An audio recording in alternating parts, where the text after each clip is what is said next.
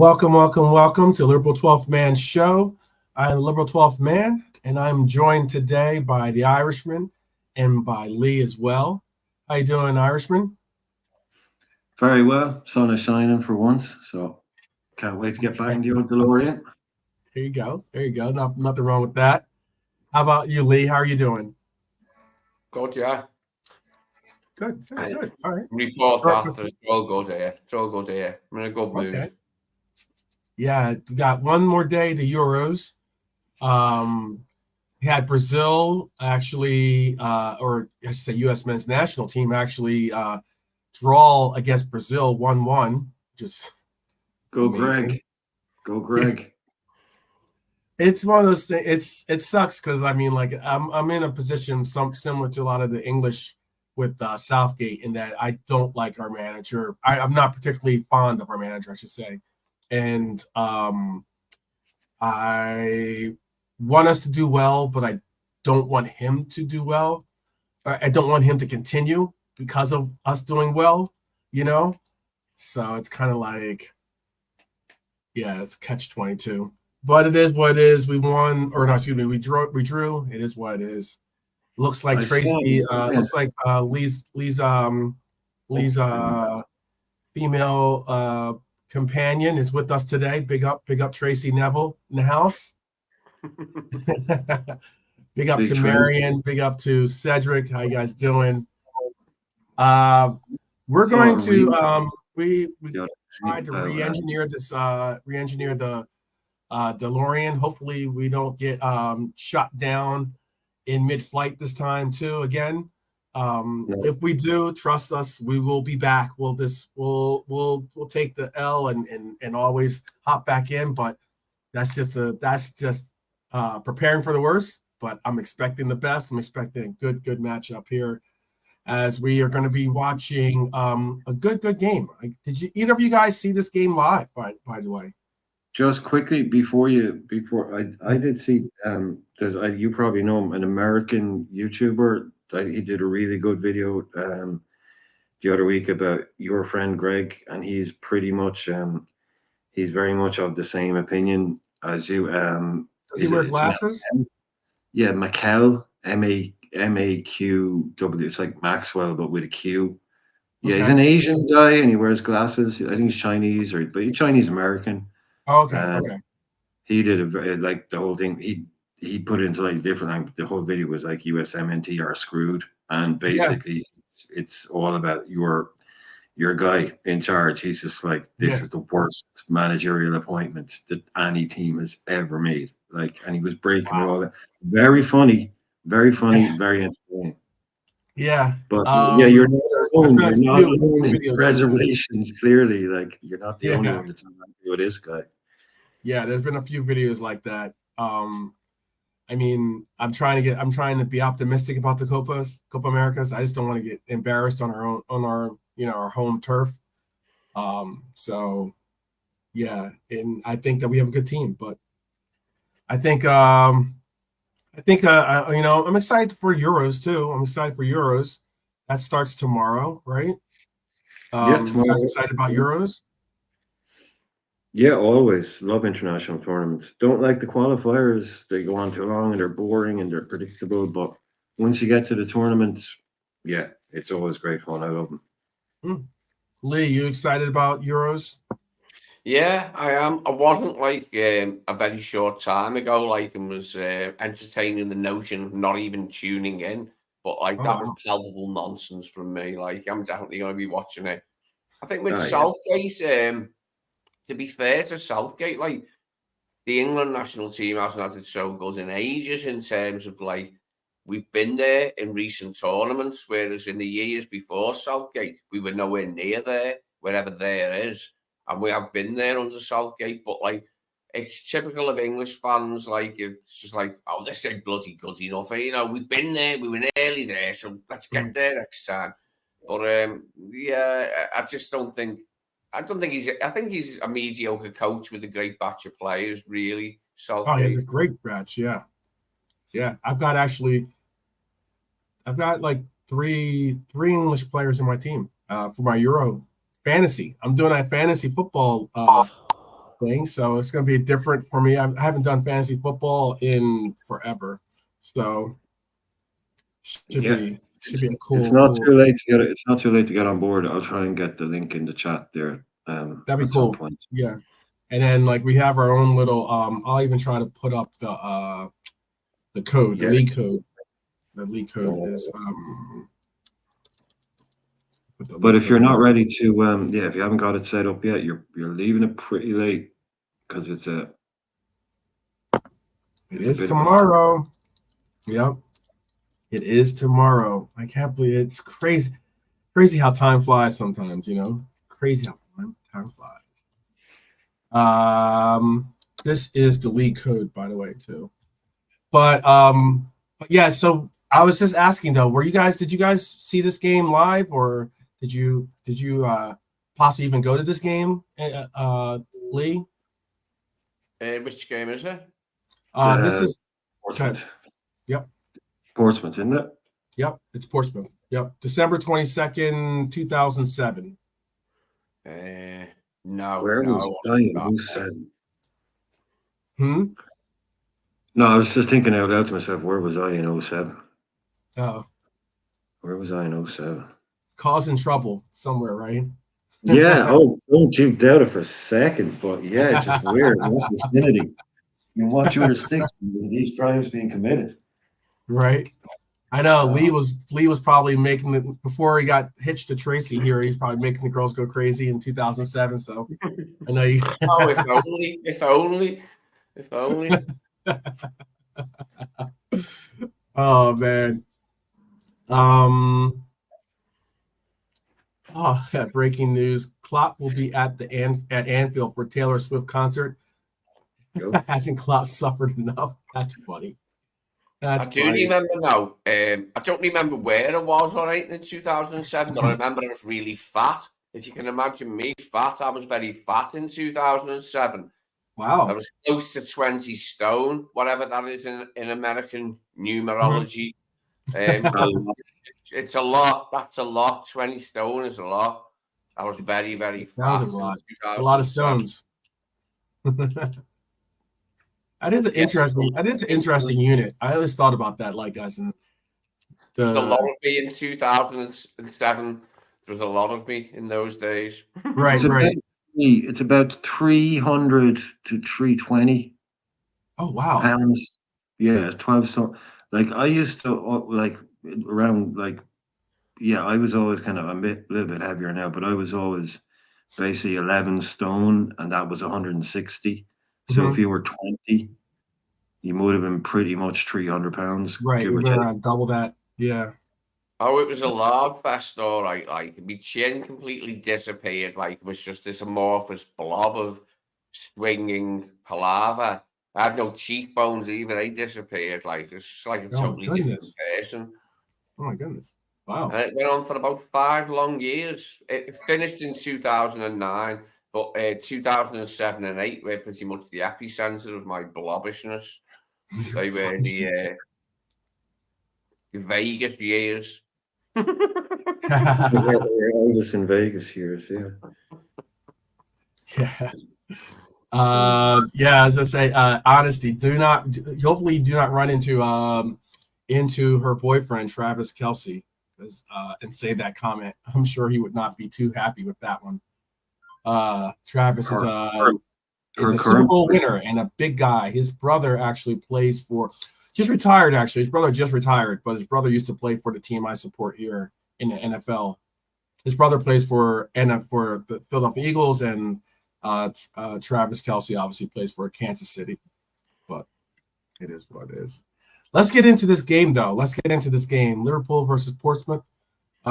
December 22nd, 2007. Let's get this DeLorean rocking and rolling, and let's go. Portsmouth had some good players in them days. The Reds happy to see Steven Gerrard take his place after a stomach bug had threatened. Yeah, they had. We have.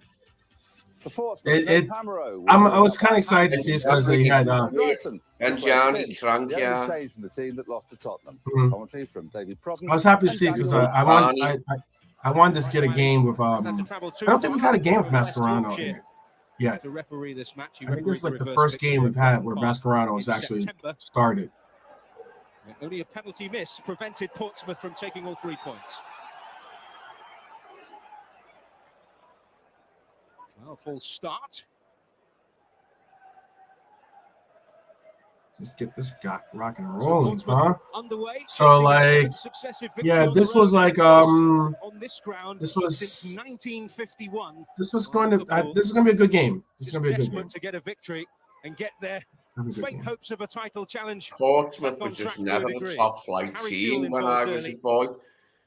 Growing up and starting to appreciate football. The first I ever remember of Portsmouth is we played them in the 1992 FA Cup semi-final. But as far as I can remember, Portsmouth were never in the Division 1 when I was a boy, and I used to go to Anfield every week. I don't think I ever saw Portsmouth, mate. You saw lots of teams from that sort of place, like South Coast teams and that, but Portsmouth were not one of them. Who was on this team? Either one of you guys. Who was I don't remember who was like their, like the standout player for them. Who was their on this team there now would be this isn't vintage form, but they had Mendes and they had Kanu, they had decent players at the back, they had this stand at the back. I missed the team lineup there. I skipped out there. I missed the team lineup. But Kanu, Distan, massively underrated centre half is Distan. But yeah, a lot of randomers, a lot of like a hell of a lot of players people will have totally forgotten. Yeah, I saw a lot of Distan when he was at Everton. Obviously, with me dad being an Evertonian, I watch a lot of Everton games, because he lives in the bloody flat above me, So I watch a lot of Everton games with me dad, when I'm visiting them and that, And Distan was an excellent centre half, Oh, it's massive. But he was absolutely huge, but he was quick. He could play everything. Cranshaw as well. Is he in this side? Is Cranshaw? Cranshaw in this team, yeah. Sully Montari, Ben Gianni's up front as the number 9. Oh yeah, you know what? I do remember. I know one of the players. So David James was. I know David James is. There he is right there. Yeah, David James is the keeper. Is Johnson playing? Is Glenn Johnson playing? Yeah, Glenn Johnson, exactly. Yeah, two. I knew there was 2 Liverpool guys on that team. Yeah, it's kind of crazy because when you look up it up on the Premier League website, they actually have Glenn Johnson, but they have him in his Liverpool kit, despite that he's in the Portsmouth lineup here.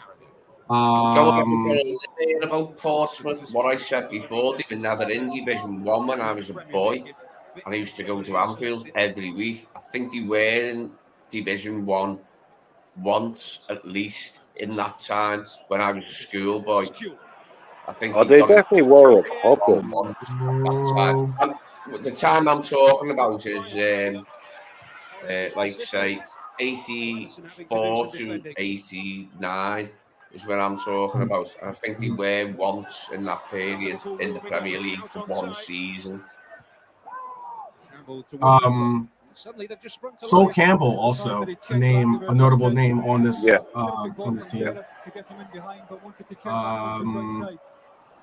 Bonkers put Montari was good or a standout for them. Ian says Nico Krankar, I think his name's right. Krankar. Yeah, Croatian. Yeah, Harry Borden.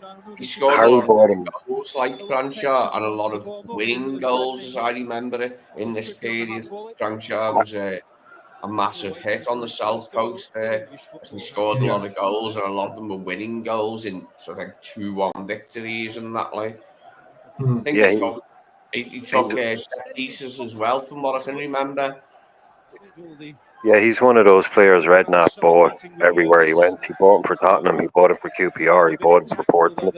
Redknapp did that a lot. He bought Jermaine Defoe all the time, he bought Kraut all the time, he bought the same backup keeper all the time. He basically followed Redknapp everywhere he went.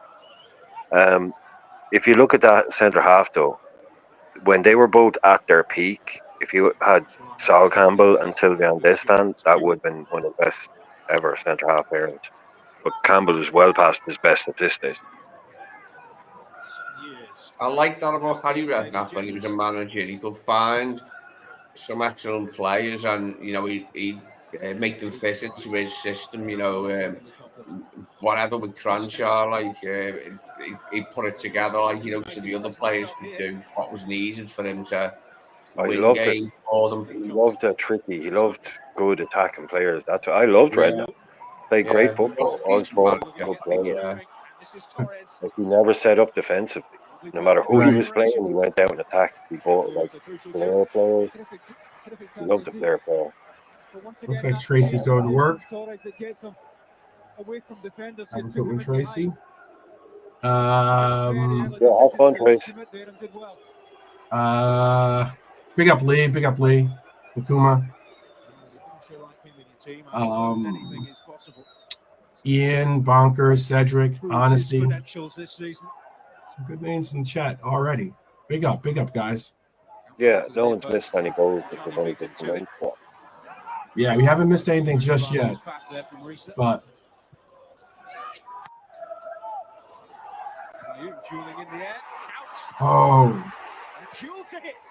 oh, wow. Harry Kewell did not disappoint me at Liverpool because I thought he was good after his stint at Leeds and how good he was at Leeds and how dangerous he was. Like, we're only talking about it the other night. We're only talking about him the other night. Massive disappointment. Yeah. Massive. Yeah. That one that was one of those ones that hurt when it didn't like. He was so good at Leeds, wasn't he? He was unbelievable at Leeds. Yeah, I was telling you I have his kit, but I don't have him as number 7 kit. I have him as I'm trying to think what number I have him. Because he's number 7 in this game. So yeah, he took 7 in his later years. I don't think he got it when he first joined. Yeah. Like 18 or something weird like that. Yeah. I remember what it was. I remember it's like I know I have his kit, but I know it's like a double-digit number that it was originally. Do you know what? I couldn't ever really put my finger on that either. Why Kewell didn't work at Anfield after the way he'd been at Leeds, like immediately before he was at Anfield. Didn't he get injured? Didn't the injury that he had? Didn't he get injured? I thought. It wasn't even that. I don't think even before he got injured, it just wasn't happening. He just never looked. Look at young Glenn Johnson there. The player we bought wasn't the player that was at Leeds. 100%. No. No, it's definitely not Jones. We can see that Portsmouth have come here to play. Harry Redknapp trying to get in. But yeah, this front line, I actually do like this front line. I'll tell you the truth. I like Torres, and obviously you know how much I love Dirk Wright. Very active, very like as in like when it comes to the putting pressure on that back line and doing a lot of the, and especially with Dirk doing a lot of the work on trying to keep pressure and push forward. For Liverpool to get Kewell on the ball. A perfectly timed challenge there. Oh, he's non-stop. Guy, absolutely non-stop. What do you think was in the chat too? Tell me, what do you guys think was what do you think was El Nino's best partner up front in his time at Liverpool? Less fashionable club these days. Oh, for me, Gerrard when he played with Gerrard and behind him. Yeah, I just meant like his partner, his forward partner. Okay. Getting results on the road. Yeah. We work well with Babel. Babel and Kite either side of him, because that's the way we work quite often. Then it'd be Babel left, right, and Fernando in the centre, and then we have Gerrard behind Fernando. Yeah. That was deadly. That was when we went to Marseille and just like waltzed it. That was so great. And he waltzed as well in that game. Torres. James was out very quickly. Did ever so well. Can't believe we missed that one. That's a terrific return pass here from Benayoun to get Torres in behind. So you got Babel, you said. Do you have one? Do you have one, Bri? So I know that. Yeah, I'm still saying Stevie B. I think that was his best partner. I still think it was Stevie B. But if it has to be another one of the strikers, yeah. I don't like actually, not his partner. Probably Crouchy. Oh, that's a good shot. But he didn't really play with many, you know. Robbie Keane was here for 5 minutes. Yeah, Crouchy. Playing together with him. No. It was Gerrard behind, and Pike to the right, and Babel to the left. Most of the time, it was for most of the games that Torres probably started. That was what the formation was like in big games, unless it was a lesser game that he played in. You know what I mean? Mm-hmm. Yeah, the one. Rafa's favourite. That was Rafa's thing, wasn't it? Like the one where Robbie Keane really didn't work. I mean, I'm still impressed, and I'd still love to know the story. Because we bought him from Tottenham for 20 million quid, which wasn't a record at the time, but it wasn't far off our record. Like Torres is 26, but Robbie Keane was one of our most expensive players of all time. And in 6 months, he was gone. Back. I mean, without Spurs had stumped up the money. I mean, that talk about ruthless, you know. But yeah, I'd love to know the ins and outs of who said. Did Robbie say I want out? Did the club say, like, I think it wasn't work, but hopeful that it's nothing. Imagine doing that. Like, imagine if we like bought Darwin for that, and like after 6 months, sent him back to Benfica for 50 million quid. You know, it just yeah. You know, that is. I've rarely seen it like someone do that for that much money, especially us. When we bought Robbie Keane, it sounded just right. It sounded like Rafa's got this right in his head here, what we need to win the league. I think that's what it was. That was what that was going to herald, but it just didn't happen. It's weird. There's another one where you just couldn't really put your finger on it, like why it hasn't happened, but it didn't happen. I knew it wasn't going to work because most Irish Liverpool fans were like, no, because we watch Robbie a lot. And we know Robbie's good, but he's not that good. He's not top level. Oh, here we go. Oh, Yossi. Laser guided into the corner. Yeah. Willow to wisp. About 7 stone wet, which is about 100 pounds. About 100 pounds wet. Absolutely nothing on him, and he's still all elbows. You know, you couldn't get the ball off. Stronger men couldn't get the ball off. All elbows. Great cross from Cool. That could have been a penalty, maybe. Bang. Great volley. Wow. I don't even know if that bounced. That looked like it was. No, it's straight in, man. Didn't touch it. Yeah, it's straight out of the air. That's great. This is what we. That's not an easy. That is not an easy shot, by the way, either to do. Oh, when you get them right, they feel so good. Right. Because you know as soon as you hit it. Yeah. Because if you don't, that's going off into the stands. You know. Yeah, and you know that as soon as you hit it as well. But you just know that thing where it doesn't move for a millisecond and then it just like blows off your foot. It's just, yes, I've hit that. I've hit it proper. Yeah. How key it was with Johnson not on the field. Well, there was no right back, so Campbell had to go into the right back position. Like the work Torres doing, peeling left, bringing the ball in. You know, he wasn't just one dimensional, like through the middle all the time. He worked. Glenn Johnson's still struggling, still limping pretty heavily. I'd be surprised if Harry Redknapp gives him. There we go, out wide again. 5 minutes to prove that he's got that injury off. Targeting Glenn Johnson. At the moment. Right.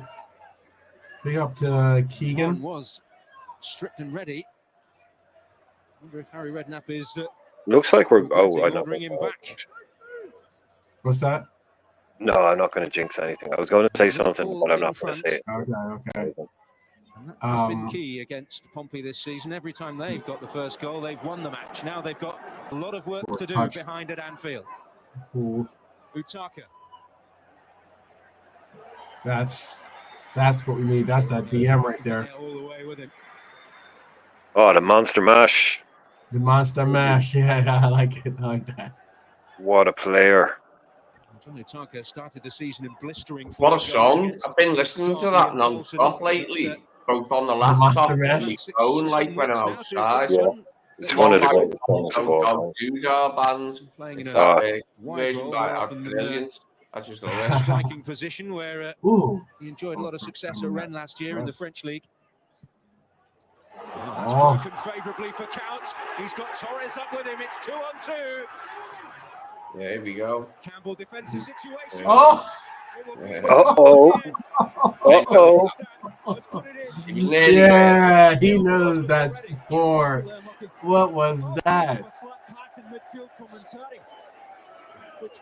Look at him. Loading him before. Oh, I know. I mean, that couldn't be out. You know what I mean? What was he meant to do in this position? Like, oh, okay. That's the own goal. That's the own goal. And this guy knew nothing about it. Yeah, I'm not sure about that. I just thought from him straight in. But this time trying to get back to help his fellow centre back. Went off his knee. Went straight in. He knows it too. Well, going a goal down. 2-0 early in this game. Bottom corner though. Yeah. Fortune Henry has experienced at Anfield throughout his career. He is quality. Even when he scores a goal on goal, he finds the bottom corner. Yeah. One here while he was West Ham have gone David James. One here with him as a manager, or with Southampton, or with Portsmouth, and that record looks like it is going to continue. It's mad to think though, like that the player we sold, like the Mascherano that we love, that we remember, like we sold to Barcelona, and within 5 minutes he was playing centre half. Yeah, like he spent most of his career at Barcelona centre half, winning freaking Champions League. That shows just how good he was. Tiny little fella. Tiny guy. Yeah. That's what I was trying to speak on that yesterday. About the sheer fact of like we were so João Neves is 5'9", right, and he's a Portuguese player, and you know there are some rumors that we might be going in for him or not. But the whole point of it was I was saying how, like, you know, sometimes it's not about like your height, it's more about like your positioning, your ability to make space for yourself, like to be bigger at times, to make yourself bigger than you actually are, you know. And that Andre guy was tiny as well, wasn't he? What's that? That Andre guy is tiny as well, isn't he? Yeah. He's the same, I think. I remember someone saying that, oh, he's only 5'9", but everyone was like, no, we want him. He's class. Right. Yeah. So now height is a problem. Oh. Okay. People are weird, man. People are weird. Yeah. I don't know. It was. Like, has anyone seen Kante lately? He's about 5'2". The guy's tiny. He's one of the best ever at that job, and he's tiny. Yep. I that was brought up too, but like the chat was basically saying that excuse me, the chat was basically saying that he doesn't play, he didn't play defensive DM for them or something like that. I thought Kante did, but okay. Oh Christ, Kante wasn't a defensive midfielder. Okay, right. Great. Yeah, I didn't understand. I didn't get that. A lot of people were saying, "Oh, he wasn't a DM. He wasn't a DM." I'm like, yeah, right. I thought it was. But... Sorry, I've been watching a different sport to everyone else apparently. Then. Yeah. I'm glad I'm hearing this now because you know what? Because like when I was on there, I was like confused and befuddled when I heard that. And everybody went with it too, and I was like, I don't think that's the case, but again, some of the times I was getting the airways were being a little bit clogged by some people. Yeah, Andre is 5'9". You're right. He's 5'9". That's why you got to bring these people to Arrowhead. You know? I think in terms of percentage over the years, most really good defensive central midfielders have been quite short. But there've been lots of tall, like lanky ones, you know, who are like tall and thin, like Fabinho. There's been loads like that as well. So there's not always an obvious physicality to the role, like, but they do tend to be short of the best ones, like in that position, in terms of like percentage. When you remember the best ones, like a lot of them were really short, like height wise. Low center of gravity, good for tackling. But exactly. like, yeah, yes. like, you have to give a foul away, isn't there? There's less of your body to give a foul away, like, you know what I mean?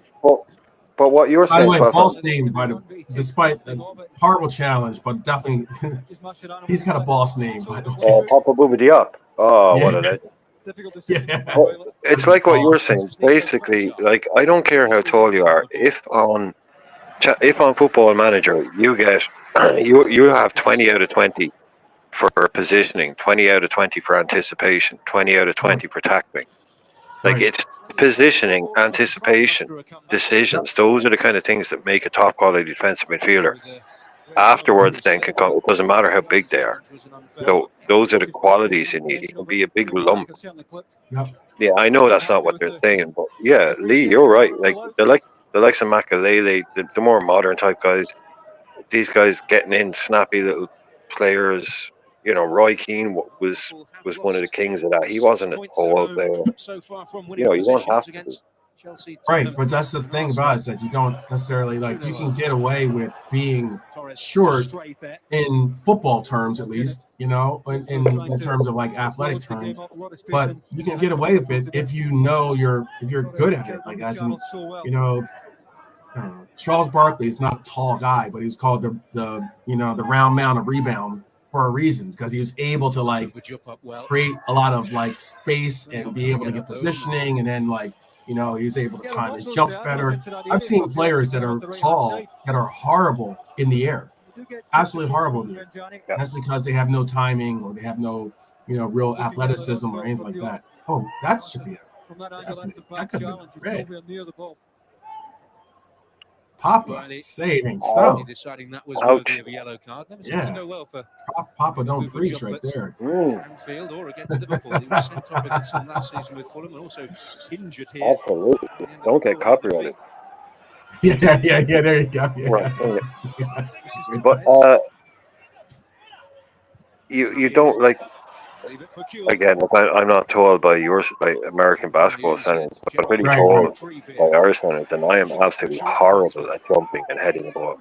Horrible at it. Height has like nothing to do with it. I'm not tall, really, but like as a child I reached my full height very young, you know what I mean? So I was tall compared to other boys when I was like played football at that age, but I'm not now, like, you know, being stop growing. And by the way, yeah, Conte was in the air. I was rubbish in the air, very ineffectual in the air. Yeah. Conte was 5'7", by the way. Yeah, 5'7". The guy's a midget, but sorry. Yeah. Yeah. That's why it's so interesting, you know, the Oh, but no, sorry. He's not a DM. He's not a DM. He was a number 10. He was a number 10. He played up front. Yes, I guess he did. Oh man. He'll be in the top 4 as we speak. I mean, geez. What is double check too? I don't think he's tall either. Are you true? Mendes. Yeah. Walter Endo, he's 5'10". I was going to ask that as well. I was thinking he's no towering giant either.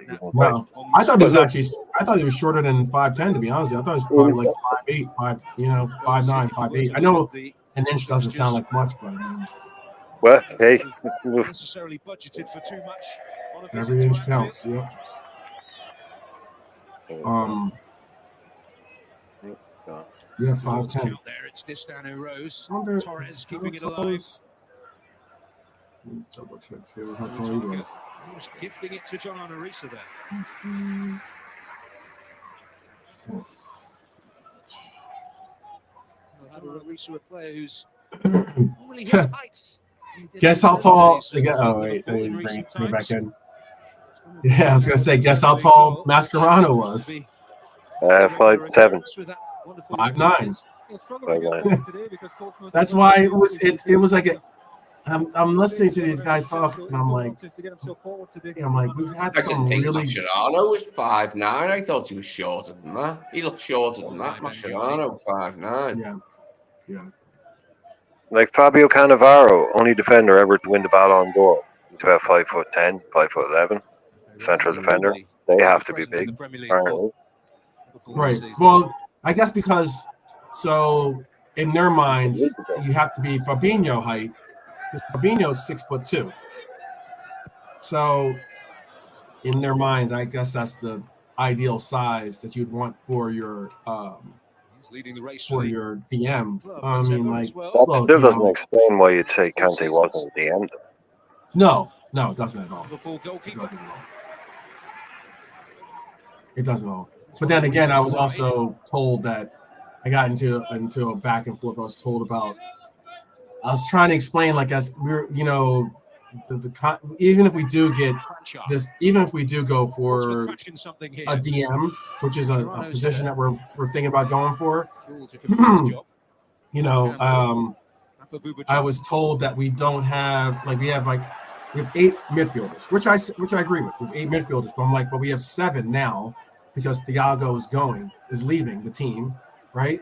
So there is a void in a veteran in that 8th position. You get what I'm saying?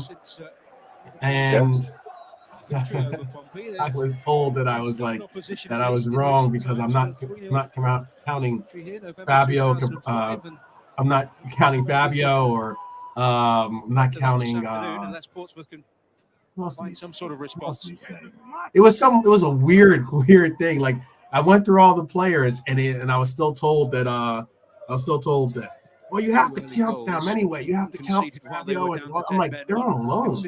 Like, I get they're coming back, but I mean, like, some of these players, like, I don't even know if we have to even register, for instance, like Bobby Clark.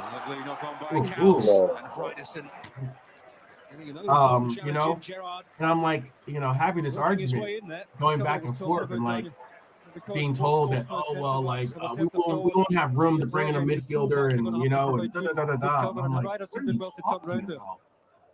But we will sell, I think. So that can't be, that's not beyond the, That's not beyond the realm of possibility. You're absolutely right about that. The free up, like, if we spend 100 or anything more than, say, 60 million on a midfielder, then we're selling one. We are selling one, unfortunately. Whether it's, I don't want to offend anybody if it's your favorite player, whether it be Jones, whether it be Elliott, whether it be whatever it is. You gotta watch out. Grab or whoever it might be. If we bring in a big number, we will be selling something, and it will be someone famous. Basically, it won't be a Bobby Clark, or it'll take a bit of movement. So, Bonkers. Is Andre your guy, Bonkers? The last game we watched, or not the last game, but the game before that, we got to see Andre score, actually. Yeah, it wasn't the best goal we've ever seen, neither was it? Yeah, no, it wasn't. I wasn't going to say that. I wasn't going to rate the quality of it. It went in the back of the net. He scored a great goal in a preseason game, didn't he, Lee? Remember that one? It's a volley from outside the box. I think that was the preseason game, though, was it? Andre Varnin. There's a vague recollection of that in my mind. I think him kind of spinning and hitting one from distance. Yeah. Pretty much about all he did.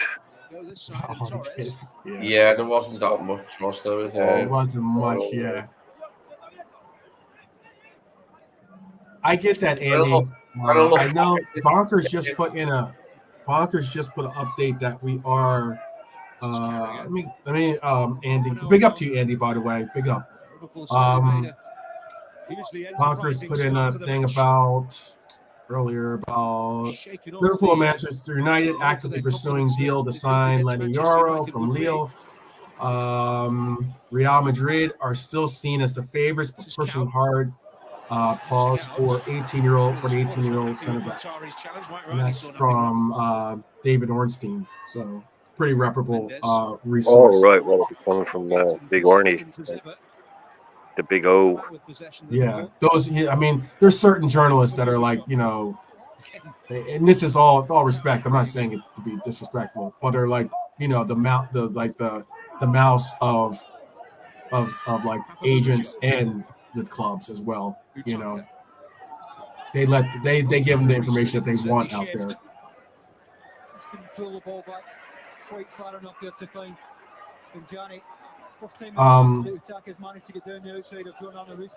There is something I was going to say. What was interesting. Big up the team Coppish, by the way. They let me join them yesterday for a segment episode on their show. That's a great ball. That was a good ball. And like tournament. Harry, come on. Yeah. See, Harry of old would have beaten him about 3 seconds ago.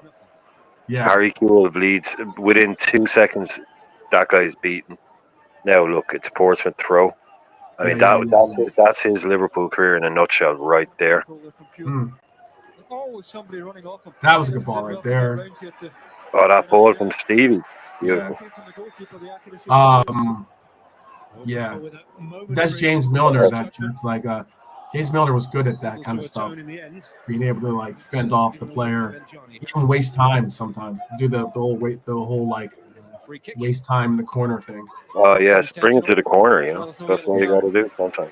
You need a guy with a big arse. No offense, but you need a guy stick his big arse there, hold everybody off. And Kenny Dalglish. Anyone will tell you what's the one thing you remember with Kenny Dalglish? Lee will tell you. Yeah. Massive arse. Yes. This segment is brought to you by Sir Mix-a-Lot. Yes. This is the Sir Mix-a-Lot segment. Lee, you know what Sir Mix-a-Lot is, right? And he used his arse better. Oh, don't worry, we get the joke. Yeah. No, I'm making sure. I'm just making sure Lee did. Oh yeah, don't worry. He broke the top 10. Yeah, he made an impact over here as well. Just as like, that song, man. That was it was like one of those. It like the reaction to that was actually almost like the video to that. Like back in the day, they'd show like, I don't know, be in like some kid's house and it'd come on TV and it'd have the parents looking all shocked. Those kind of things. Like that thing came on, people's parents watching Top of the Pops or whatever. It's like, yeah. It's okay, Dad. It'll be over to Dad. Okay, walking out of the room. That's just walk out of the room and come back in when it's over. 12 Premier League goals. I suppose it does tell you something. That is the best total talking about any Liverpool player under Benitez. Large derrieres. The video by Lil Jon, Turned Down for What? Ever see that video? I know the song. Yeah, I've probably seen the video. Yeah. Have you ever seen that video, Lee? No. You'll have to Google it. Or not Google it, or YouTube it, or something like that, right? It is one of the most. It is a hilarious video, by the way. Lil Jon isn't. I don't even think Lil Jon's in it, but it's like it is so funny.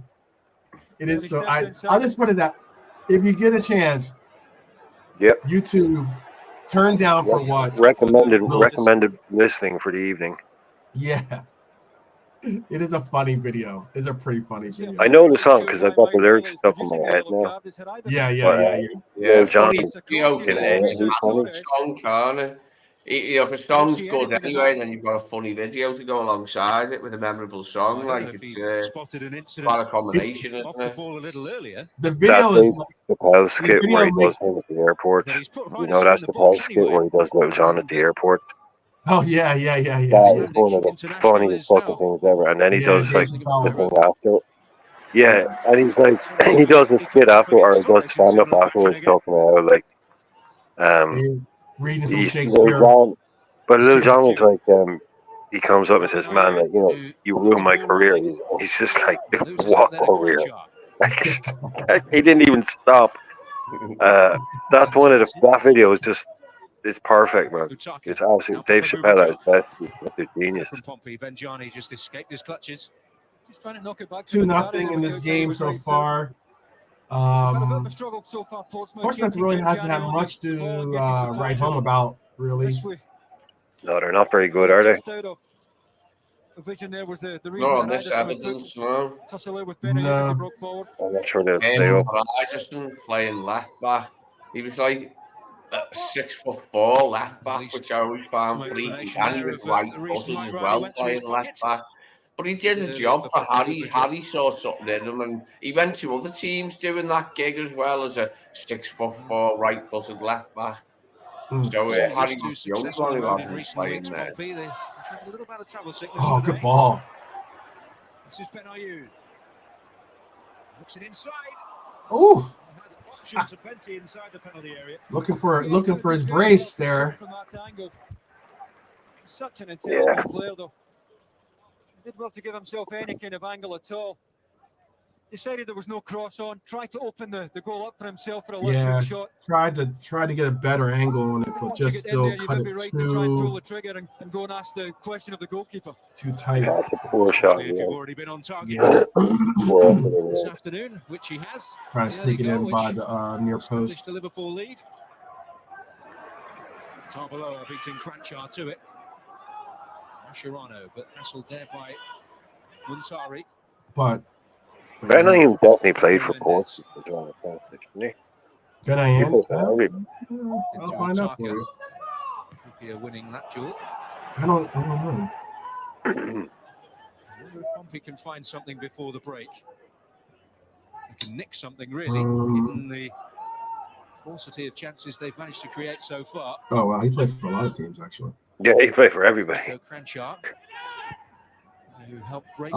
So he was at a couple of, I believe they're most likely Israeli teams, like Maccabi Haifa, Hapoel Bayer Sheva, and then played for a Spanish club, it looks like. Free, but then so his time in England was actually, was the Spanish Santander. He did not play for Portsmouth. I'd see the team that you probably are mistaking him for, but he played for West Ham. Then we bought him for £5 million, and then he went to Chelsea for a £5.8 million transfer. Then he went to loan to Arsenal. He went back to Chelsea, which is interesting that Arsenal and Chelsea do loan deals. West Ham on a loan, then went to Chelsea on a loan. That was a free agent. Went back to England and played for QPR. Oh yeah, and then after QPR, he went back to Israel and primarily played with Israeli teams. Was the Spanish club that he played for, was it Santander? Yes. It was? Yes. Oh, yeah, see? See? There's some, I'm taking that one. The long throw, which is one of his weapons. That's my question answer for tonight. Yeah, okay. Winning the battle. I do remember that we bought Avi Cohen off Maccabi Tel Aviv, or Maccabi, however you want to say it. Maccabi Tel Aviv. Maccabi Tel Aviv. This is Mascherano. Sami Hyypiä, the final year of his contract. Yeah, this is the end of me here. This kind of he's going to end it without landing the big one, which he's craved for so long. Just about every other honour, though. apart from a Premier League title. I think we bought Ronnie Rosenthal from a Belgian side. I think it might have been Standard Liège. If memory serves, possibly Standard Liège. We might have bought Ronnie Rosenthal. Count in towards Arbeloa. The fall for Benayoun, though. They count in here. Oh, that was ambitious. They were a good Belgian team years ago, Standard Liège. Because remember, Oh, they were very what was his name? The player that I liked, because there was no foreign players in the Division 1 when I was a kid. When a team bought a foreign player, I was made up because it was like Cosmopolitan, and it was like, wow, there's a foreign player in the bloody league. Like, I was always made up. What was he called? He was Belgian. He played for Spurs in the late 80s, and he was good as well. Nico Klaassen, that was it. Nico Klaassen. And I think they got him off Standard Liège, like we got Ronnie Rosenthal there. But they were a good team, because when you think of Belgian footy, you don't think of them as one of the big clubs, but they were one of the big clubs in Belgium. They were when we were big. When we were big at first, they were a big team. Very high standards, a sticky spell. A free kick. Free kick coming. Excuse me. Oh, wow. Wow. Impressive. Yeah, right? A bit of ill fortune for him today. Yeah, well, the one thing you know about Reece is normally from this position, that should be a yellow card, to tell you the truth. That was pretty blatant yellow handball. Yeah, not in them days. Now you might get one, like, now you might get the admonishment for it, like, but... Yeah. 4 Liverpool players in the box, but which is only Benjani.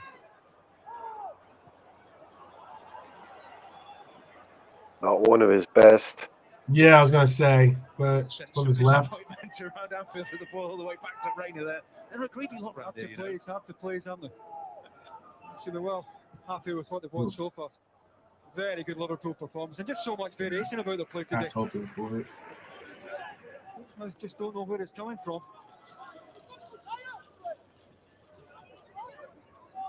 It's one of the reasons when they perform like this, why it is so frustrating to Alvaro Arbeloa was a great buy from Rafa. We got Hossamy at first, and then, like, you know, Hossamy wasn't that good. He was just like a quick sign, and Hossamy to the outlines up, and he got in. Got Alvaro Arbeloa, and he was excellent. And then he right back, and he could play left back. He played left back for us a few times, Alvaro Arbeloa. He even played centre half. He even played centre half for us. Look at the career. He had a better career with Madrid, but we got him because with the Alonso deal, wasn't it? Part of the Alonso deal. Dutch football were surprised. I didn't know that. No, I thought we bought him separately. Well, not like in a swap, but I think we kind of. Figure was somewhat shrouded in mystery when he made the move. Much better than when we got Antonio Nunes as part of the own deal. Into Mascherano, for him, but he'll use Torres instead. Ooh, that was cheeky. I did forget that they had Canada on this team too. Yeah, Canada. That's like in the thumbnail. Huh? Yeah, yeah. Yeah, he's a player. Yeah, he didn't start this. He didn't start the game. That's why I was thinking about it. How about that? He was a player. He was. He was had a great World Cup too. Old school, pure entertainment. Letting it run. Stooping to conquer.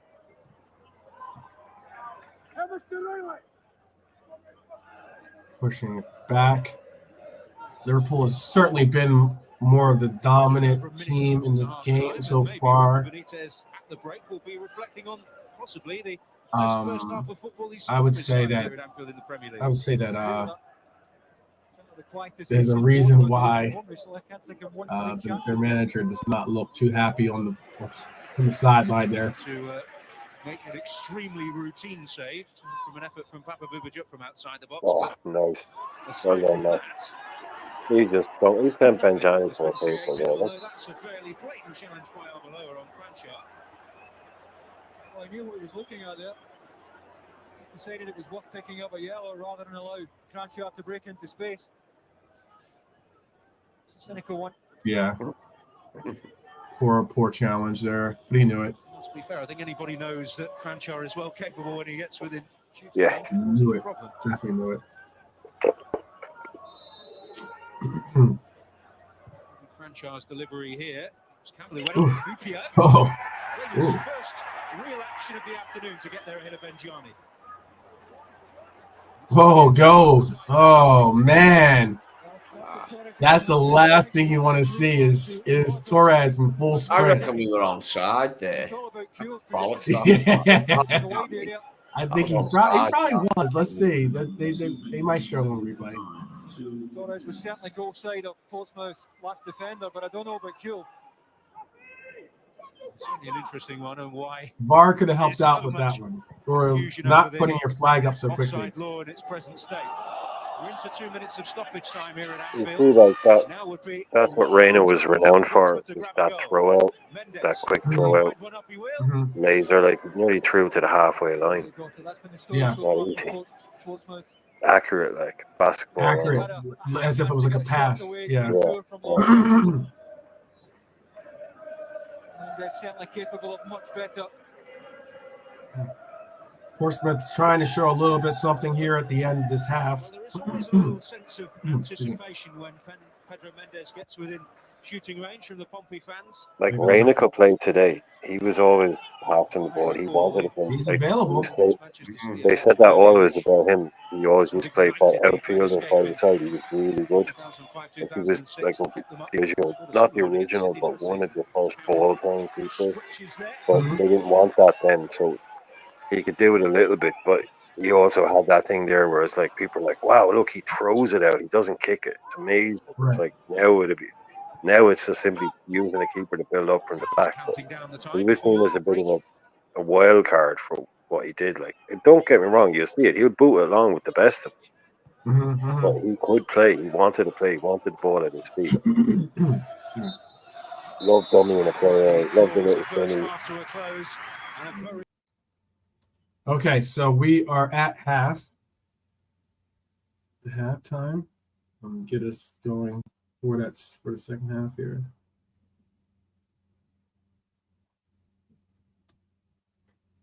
Man of the match for the first half. Yeah, there were a lot of good games going on during this day. One thing I would like to say too, I should have led with it, but I'll say it now. Happy birthday to Alan Hansen. Our best wishes are with you still as you fight, continue to make the fight. It is his birthday today, by the way, and know if anyone knew that or not, but also during this day in 2007, Definitely happy birthday to him. Definitely happy birthday, Hansen, especially at the moment. Yes. He is 69 years old. 69 years old. And on this day in December 22nd, 2007, Aston Villa was playing Manchester City. Fulham was playing Wigan. Reading, a team that we haven't seen in a while, was playing Sunderland. Middlesbrough was playing West. Middlesbrough was playing West Ham. Bolton gone a while too. Wow, this is getting depressing.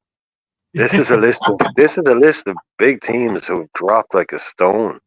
Middlesbrough, Sunderland, two of the biggest teams in the north, huge stadiums, huge fan bases, and they're like they've been gone for Sunderland have been gone for a long time. Yeah, Middlesbrough. Who else were we talking about there? Yeah, Bolton. Bolton, Birmingham, right? Oh, yeah, Wigan and Reading are long gone. Yeah, they were small. Reading, yes, are way long. They were only ever flash in the pan. But like the likes of Sunderland and Middlesbrough, I always think should get their act together. They're big enough. They're massive clubs. Like they should just get their acts together and be in the Premier League. Like if clubs like if clubs like Luton and I don't know, Sheffield United can be in the like, how can Middlesbrough, Sunderland get it together? Yeah, Bournemouth, like 10,000 stadium. Sunderland had like a 45,000 seater stadium, and they were filling it in the second division. They're a huge club. But yeah, just shows you what we were talking about last night. You got the wrong owners, make bad decisions. Bad decisions can put you in bad places. Yeah. The other game it's a smaller game, I guess, between two. I don't know how relevant teams they were, but something called like the North London Derby or something, or I don't know. Yeah, on this day, Charlton versus Millwall or something. Is it Charlton versus something Millwall? Like that, maybe, or yeah, something like that. Yeah, I think they're in North. Yeah. But yes, the Spurs took on those Gooners in their little rivalry. But we are ready for second half right here. I'll bring this in for you. There's your we're gonna have Glenn Johnson being taken off, Lauren and Utaka, and you're gonna see Kanu, who we're Here about to see comes right Kanu, now. the entertainer, the entertainer himself. Kanu, who missed that crucial penalty. Kanu, the entertainer, is that what you said? Yeah, he's one of those players. When he first arrived in England with Arsenal, he really lit the Premier League up. It was just pure entertainment from Kanu. Like addicted to dribbling past people, wasn't he? Mm-hmm. One of those that he dribble past you and cut back and then dribble past you again just for the sake of it. He's just one of those guys. Wouldn't be allowed to play like that, No, you wouldn't. At half time, slipped comfortably into that right back position. He made his own for so long with Arsenal. Glenn Johnson, Lauren is coming in. Another ex-Arsenal fullback. So underway in the second half. Yeah, I remember him scoring the winner. I was living down south in year 2000. I was living down south of England, and we played Arsenal, and Lawrence scored the winner. I think it was at Anfield as well. It was away from home. There was a load of Man United fans in this pub where it was, and I was getting on their nerves for a laugh. Like, once I found out they were Man United fans, I thought, right, I'm gonna go off a bit here, like, a few more drinks. Not in a nasty way, like, we just saying, look, your team's crap, like. I think they just said Liverpool is going to be attacking the top this half. I believe that's what they said. Oh, we are. James, between the sticks, I doubt we'll be seeing similar heights in this. Got some. You can tell it's Christmas, or it's about to be Christmas, because you can see some of the Santa Claus hats in the audience. Yeah. I love Christmas football. Still waiting for the first real opportunity for Pompey. Can they find it here? Oh, wow. Comes as close as any Portsmouth player has. Papa. The chance right there. Yeah. I liked. I think one of the best games I've watched actually was like it was a U.S. men's national team game, but it was against Costa Rica. It was in. We had the game going off in Denver, Colorado. Hey, John. It snowed. It was so much snow that sometimes the ball would be kicked, and rather than roll on, it would just be like plop and just stay there. Like, it was pretty bad. Hi, Bernie. Hi, Bernie. Big up John Conway in the house too. Big up John.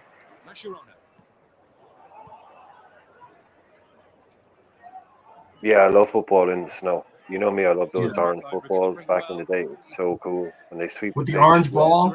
Yeah, or like so like the ball that stands out. Yeah. They used to do in the Premier League. They just used to introduce it on. There was like a certain date.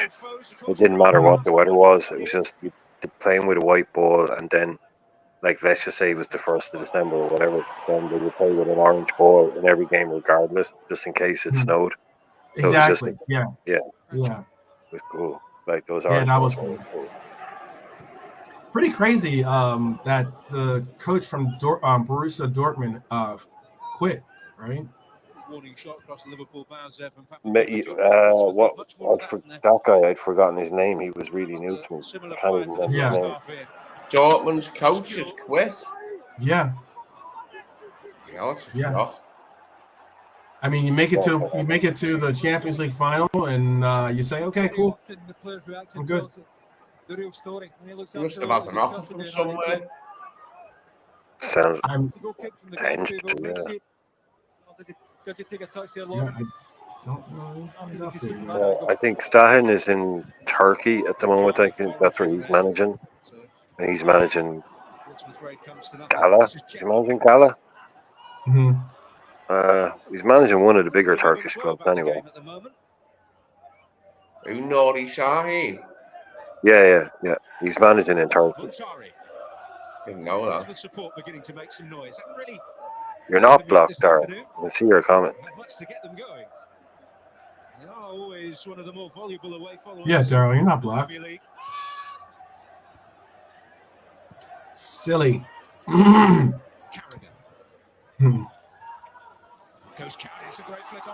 Yeah, Carragher's from round here. He's from this part of Liverpool. He was a patron of Marsh Lane Brunswick Boys Club, like me. He used to play five-a-side there.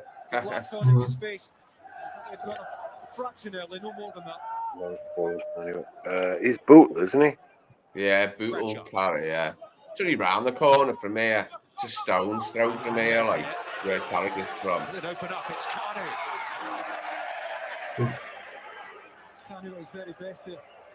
Kanu trying to get involved in the game there. Quite get the ball out, his feet far enough to his left-hand side to get a decent shot away. Well, I reckon he was fouled there by forgot where he was on Yep. Just as he drew his left foot back. Yeah, Daryl, I don't know what's going on with your YouTube, but you're good on we can see your comments. Kanu's feet. He does take a size 14, would you believe?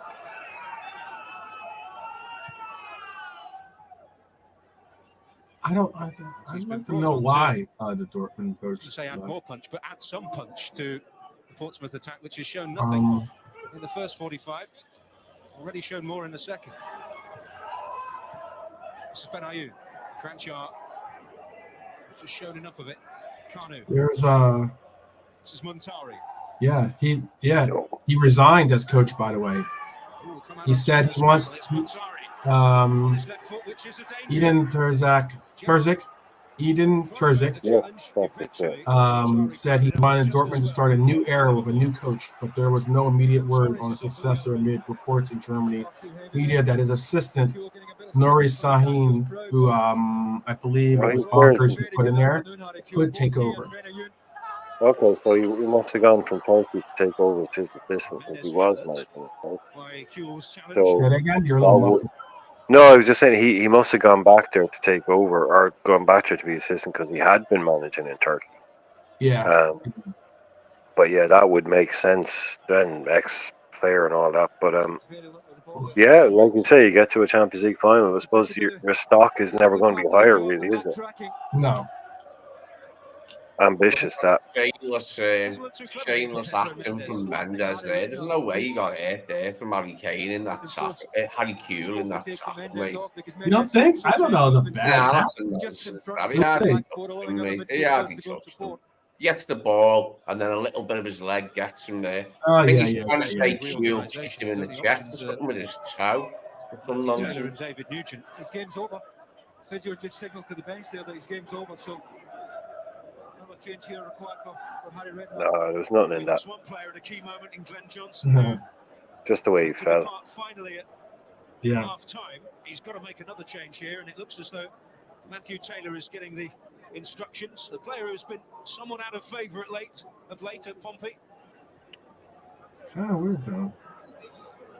Well, fortune's not exactly improving for Pompey here at Anfield. You know why is weird that he picked Dortmund is he's only 41 years old. Yeah, another young coach doing well. Yeah. He says he asked Dortmund to terminate his contract after deciding he needed to pursue his career elsewhere. Is that saying something about Dortmund, or is that saying that's Bit of a mad one. Bit of a mad one. Maybe want to hear the scoop on that, all right, when the story does come out. Yeah, I'd like to know what exactly that was all about, because it's been a long time since Dortmund have been near the Champions League final, so seeing them leave so soon after they were in one is quite shocking, yeah. Yeah. It's going to take a very special head up to score. Well, Mendes back on the field at the moment. I'm expecting them to play in the World Club Cup if Real Madrid aren't going. I mean, Liverpool didn't bother going in 77 or 78. Nottingham Forest went in our place. Why wouldn't they go? To the World Club Cup. Yeah. Yeah, we didn't bother turning up. We said, but why wouldn't Madrid go? Bothering in 1981 when we won our third European Cup. That's the first time we bothered going to it. We said, no, we're not doing that. But it wasn't like a snotty thing now with Real Madrid saying there's not enough money. We were just saying it's miles away, like we don't know much about it. And I suppose we were saying the same thing, essentially. The payday isn't that good for a one-off game against someone miles, because the games were always in Japan or, they were miles off the beaten track, and Paisley just wasn't into it. He was like, well, no, this is going to mess up our pre-season, so let's not do it. But is this something Madrid are threatening? Well, they've said it. They've come out and said it. Oh, did they? Oh, I missed that. World Club Cup next season because the payday's too low. He said we make more than that in one day on revenue. We're not going. Okay. So I'm expecting Dortmund will go in their place, including Manchester United. Home game against Wigan, who were also amongst the strugglers. Pompey with Arsenal next at Fratton Park. Yeah, apparently that's done and dusted. Real Madrid aren't turning up for the Club World Cup later this year. They're not feeling it anymore. It's not enough money. You hear what Sam Allardyce said about Trent? He said, quote, this is about Trent. He can play fullback and he can play in central midfield. People will say he won't be as effective as Bellingham or Rice because he's not a midfield player. They don't know. Exclamation point. They don't know. Keep your mouth shut. They don't know. Oh, whatever. Well, I don't know what Sam Allardyce is. Yeah, he was riled up. That was done in the interview. Oh, wow. Sitting back, wanting more entertainment at the moment. This is Kanu. Benjani will arrive on this. This is a that right out of nowhere. Oh, that got it. Yeah. Lovely from you can't give him the ball there and not expect him to score. That's once again he gets turned. He needs help here. Spots Benjani. That was poor. Thought for a moment Benjani was going to hit it first time in the volley with his right foot. It's wide open. Cuts it back. Pepe Reina probably expecting the shot to go across him, and he's just tucked it beautifully inside the near post. Game on here. Near post too. All right. It's a good goal, to be honest with you. Oh, that man Kanu. What a ball. I mean, just pure class. Just a touch of class. That's all it takes sometimes. Yeah. Just a tiny bit of space for him. Then straight away, it's all, Popped across. Yeah. Is Liverpool's response? Torres. He just holds the ball up, drags it back, lets the defender walk away. He has space for a cross, then pinpoints the youth players that Ajax had in those days, like leading up to when Kanu became a world star, because he was at Ajax, wasn't he, Kanu? And they had so many great players in those days. He was just one of them. There were so many. Size 14 boots. That's what he said. He said earlier on, he wears size 14. Yeah. A lot of foot to wrap around the ball, How physically see the difference in confidence amongst the Portsmouth players, but how long Will this revival be allowed to last by Liverpool? Tyson Fury back in the gym after faceplant knockout outside the pub. Tyson Fury. Oh my goodness. Big difference for me, Daniel Scanu. His introduction has made all the difference. Now they have a attack. He's not going to run away. Carricker and Hippier will come short for it. But anything that is played up, he holds in and he allows midfield players to get forward. People thought he was finished, didn't they? When Harry took him. Oh, Certainly proved those doubters very wrong. Looking to get up, but Hoopier won that battle. It also looks like Arne Slot's assistant coach has confirmed that he will not be joining Arne at Liverpool, and he will stay on at Feyenoord. Oh, okay.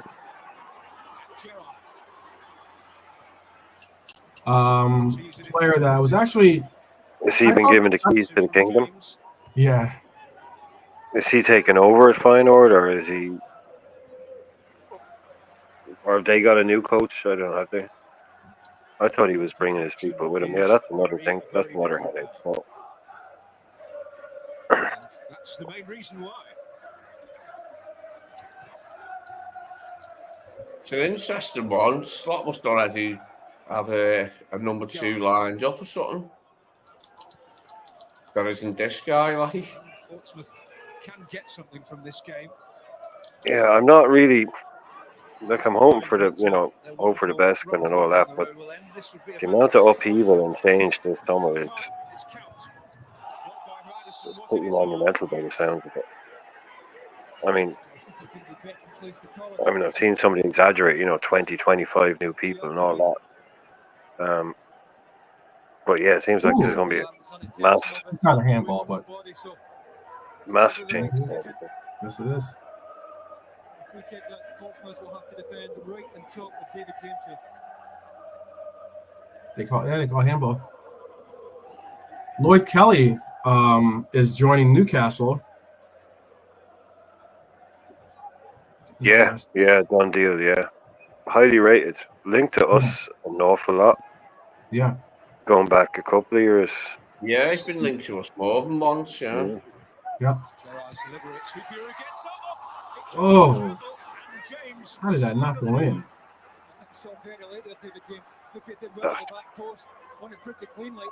That's pure hippie. That stab and header, that leap and that kind of stab with the head. Mm-hmm. And a leap and bang, he hits it. He doesn't let it hit him. He attacks it.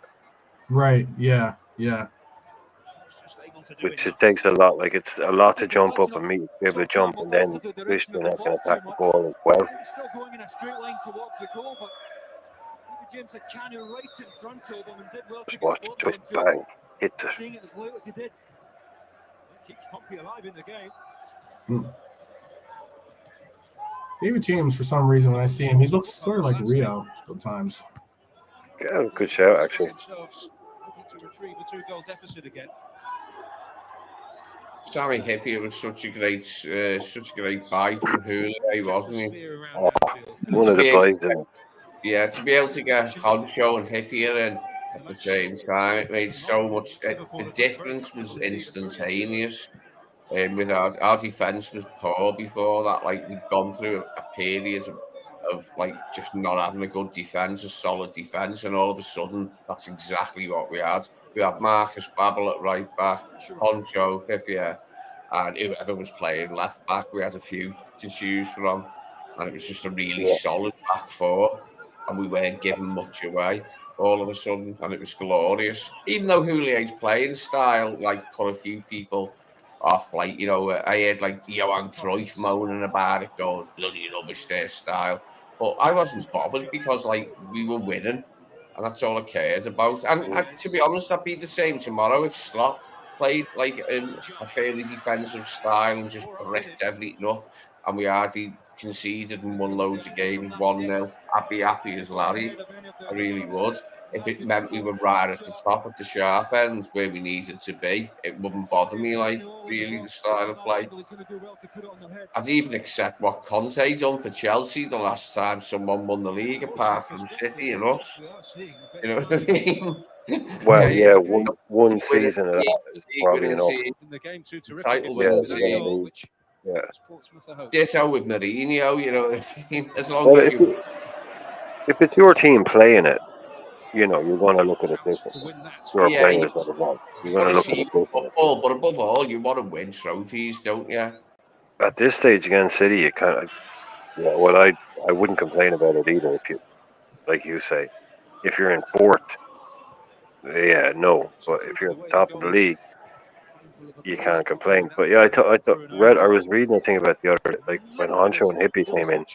I think over the course of like 18 months, we had the best defence in England, not just over one season, but over a year and a half.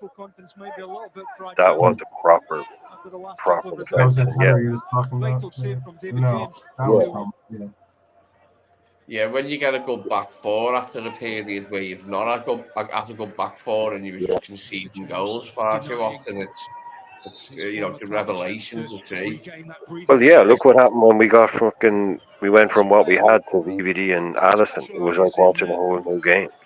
Yeah. Because we couldn't defend in the early Klopp years. We were awful at the back in the early Klopp years.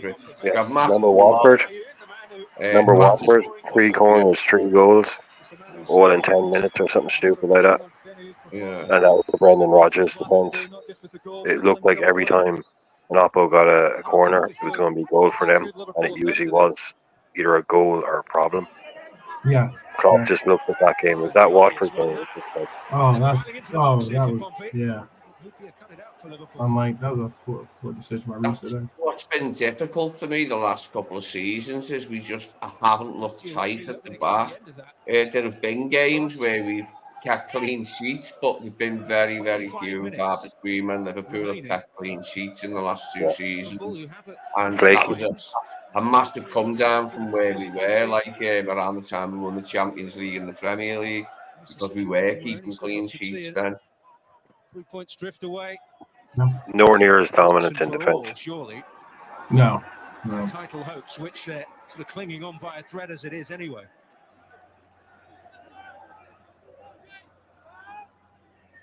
It's when you play one of the lowest teams, like, and you still can't keep a clean sheet that really gets on my nerves. Like last season, friggin' Sheffield United. Everybody scored against us last season. I mean, Christ, they didn't just score. I mean, I think they only scored 1, but like they could have scored about 3.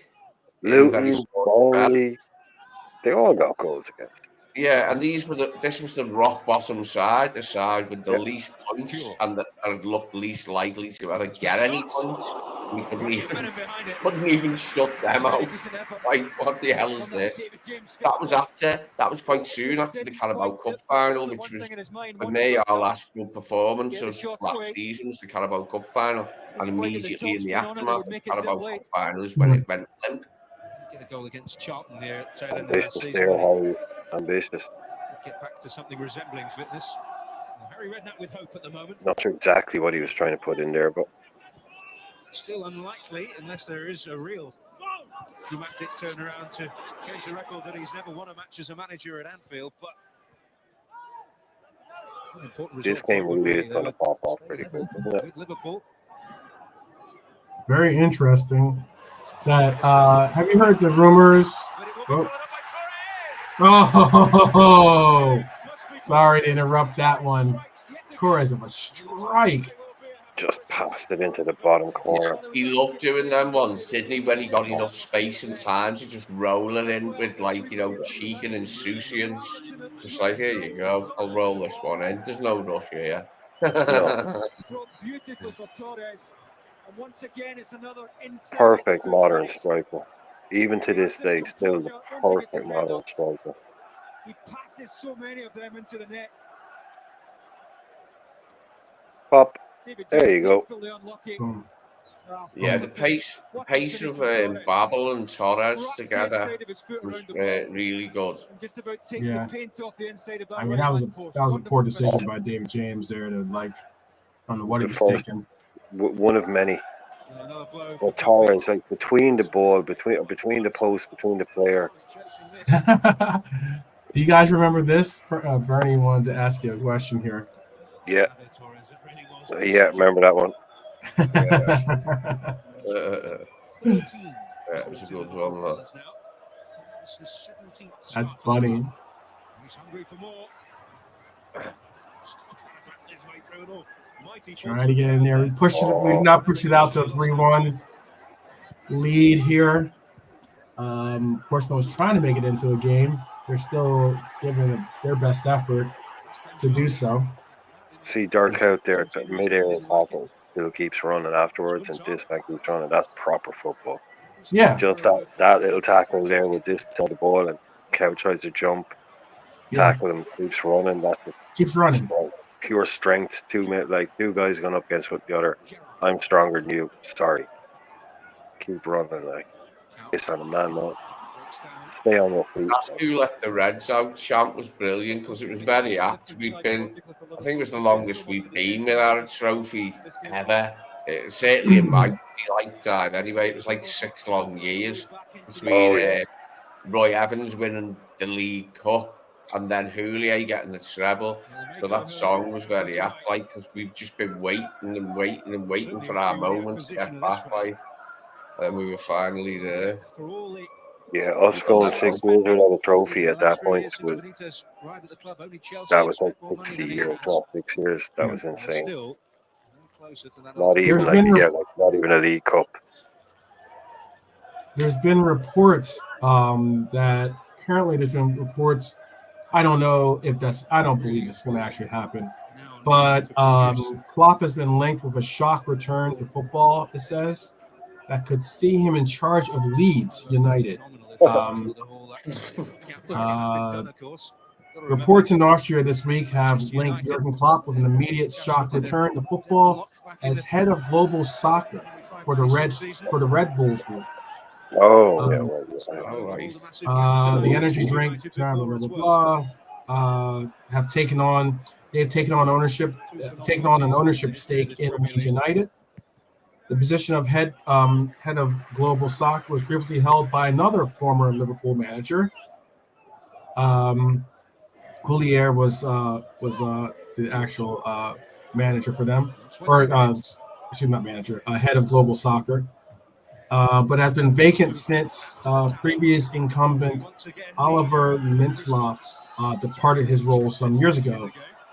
Mintzlaff was formerly the CEO of RB Leipzig, and is now one of 3 CEOs running our Red Bull, following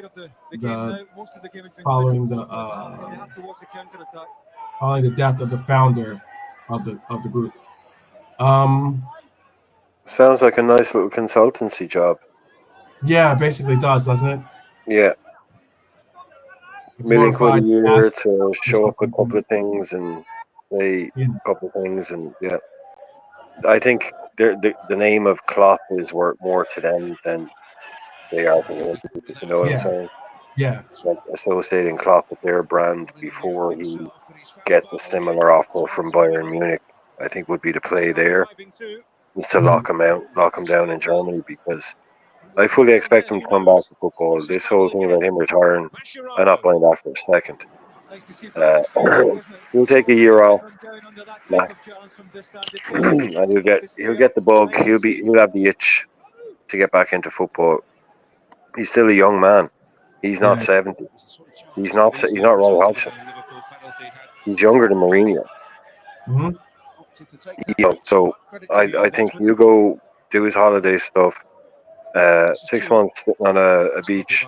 And he's like, right, I'm ready to go again. I'm bored with this crap. Get me back into football. I've done built a new house in Mallorca. Everything's sound, everything cool. I'm sitting around doing nothing. Let's go. And he will have big offers.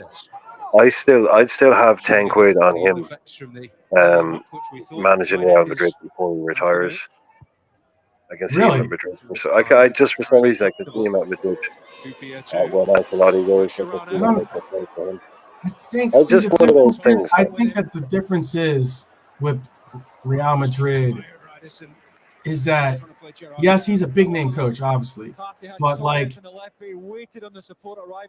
I don't think Ancelotti really like tactically coaches Real Madrid as as much as people sometimes give him the credit for.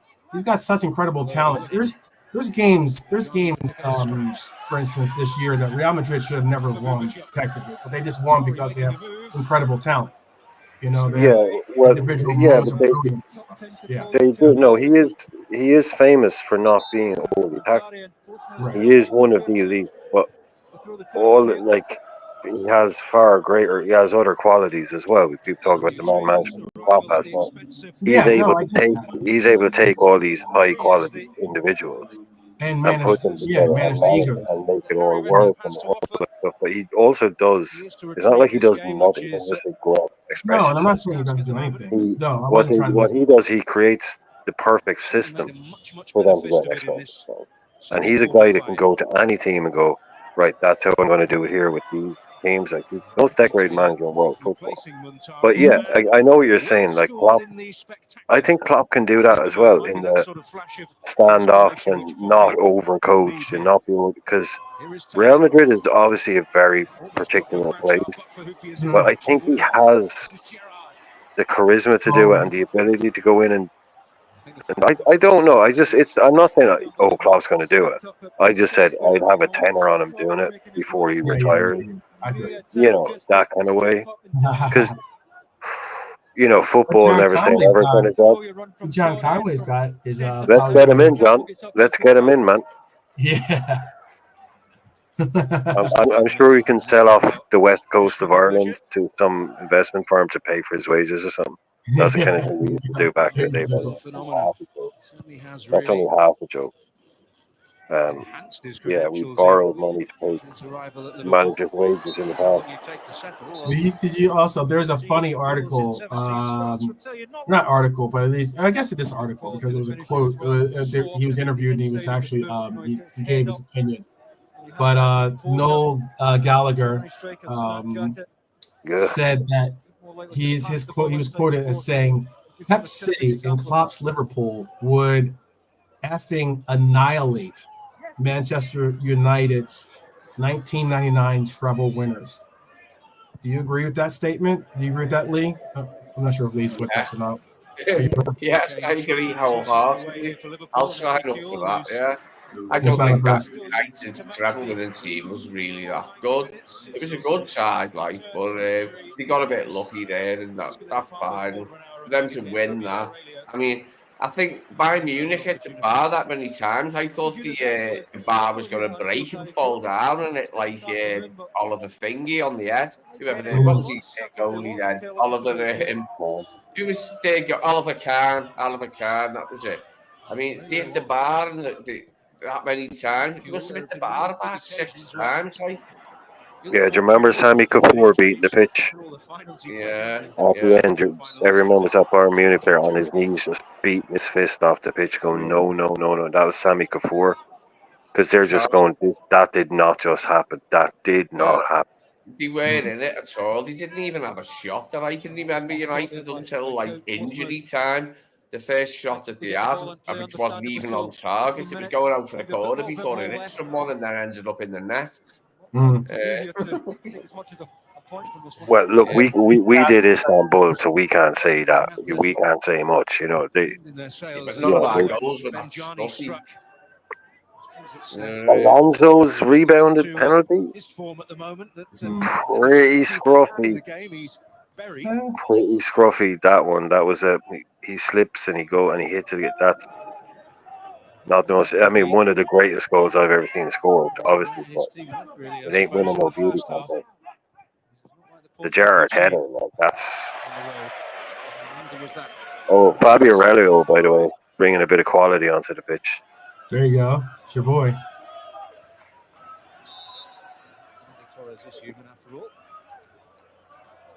In for Arbeloa.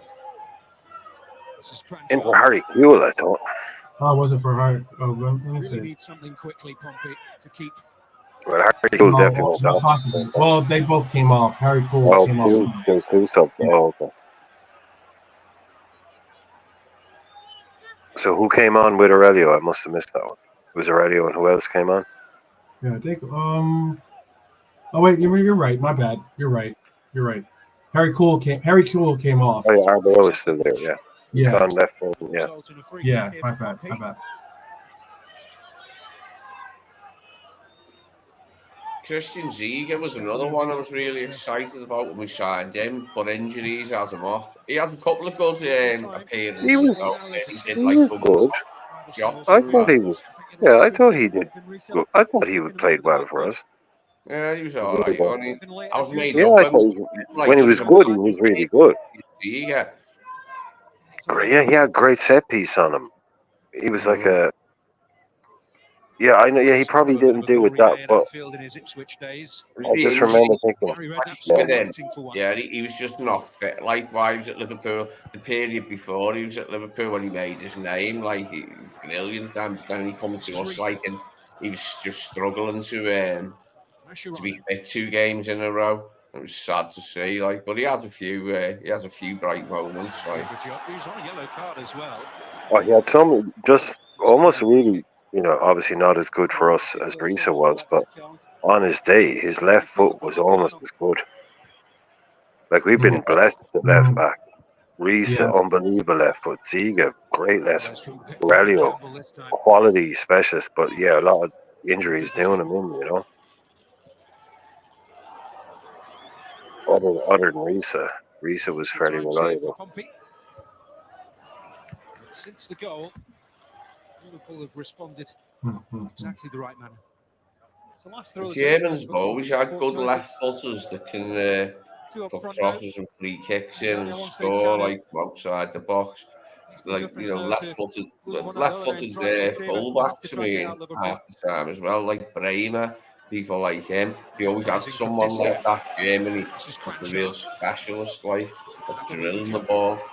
I said 300,000 yesterday. I thought it was 300 million. I was trying to explain it's funny. It's funny when I basically just wanted to say, like, you guys need to watch our show more often than you think, because we're talking about subjects on the show, and there's like little bits of like misinformation getting pushed here or there, or misunderstandings, for certain things. And we're talking about how there's a lot. We're talking about. Please don't say LeBron.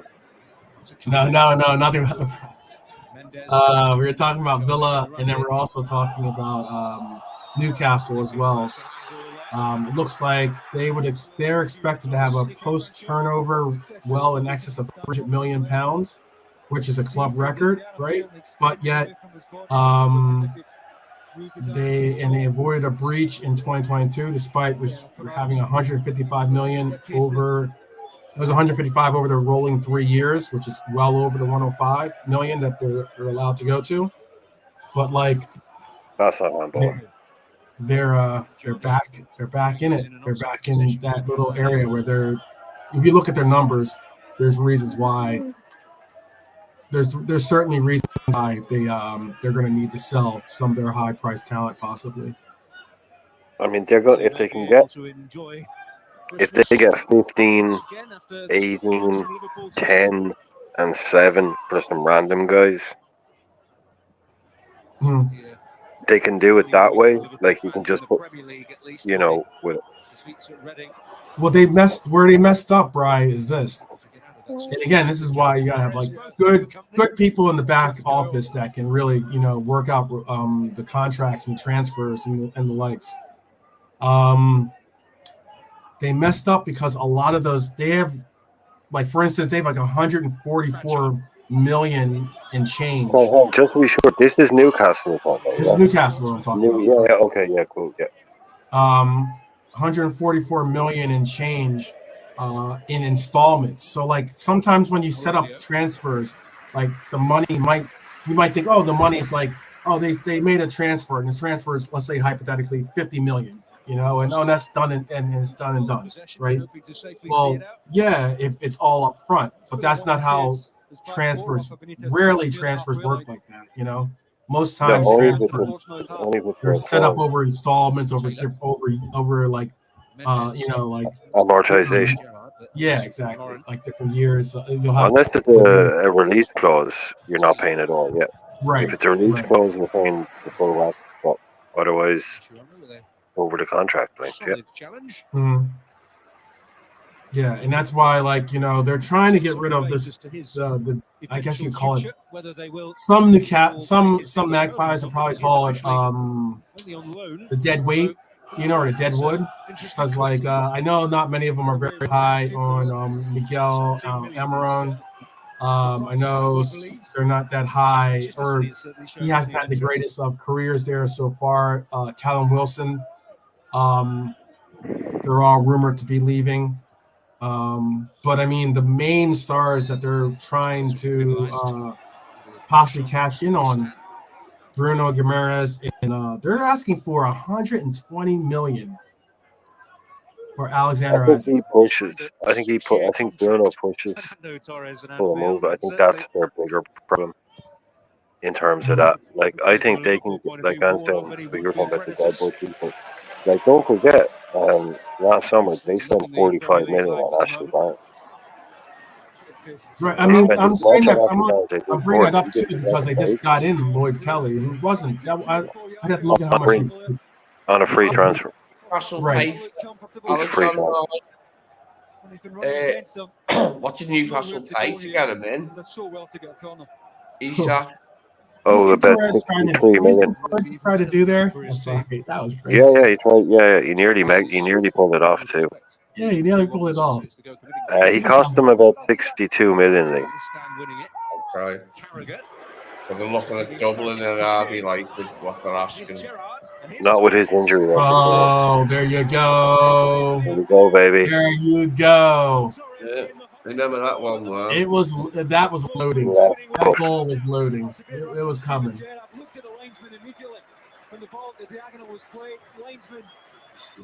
Oh, you beauty.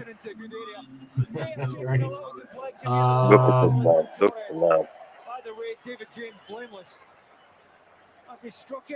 Just put him in cement. Just put him in cement. Doesn't even think about it. Just hits it left footed. Knows he's got to get it back to that area.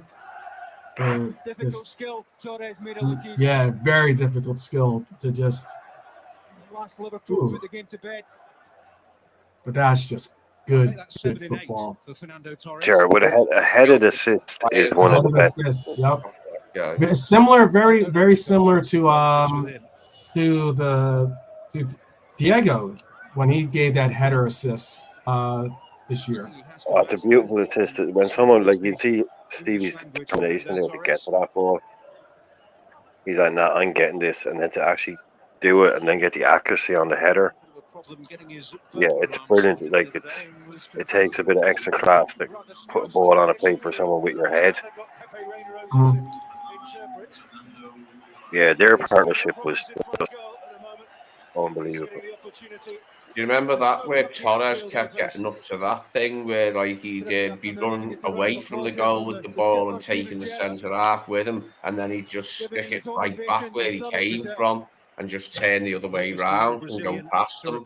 He'd do it in a really tight space, and he kept doing it like for like a couple of months in big games. He did it away in Marseille.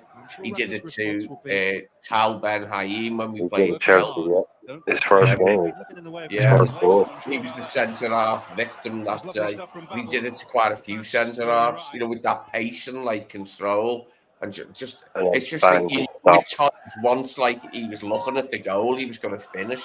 Once he could see the goal, it's just right, I'll go the other way, then I'll turn round, then I'm in front of the goal, and it's a goal. Or just basically, you couldn't build a better striker. Him at his peak in Liverpool, that's what you build. Pace, strength, finishing, heading, just everything. Complete, everything. Maybe if we'd have had him a year earlier, we might have won in Unlucky. Yeah. Lucas with his curls. Oh, that free kick was horrid. What was that? Yeah, Lucas had his long hair till about 2010. Then he said, "Oh, I've seen a picture of myself and I didn't like it." He said, "It's gone. It's gone." Typical Lucas. It takes him about 10 years to see a picture of himself.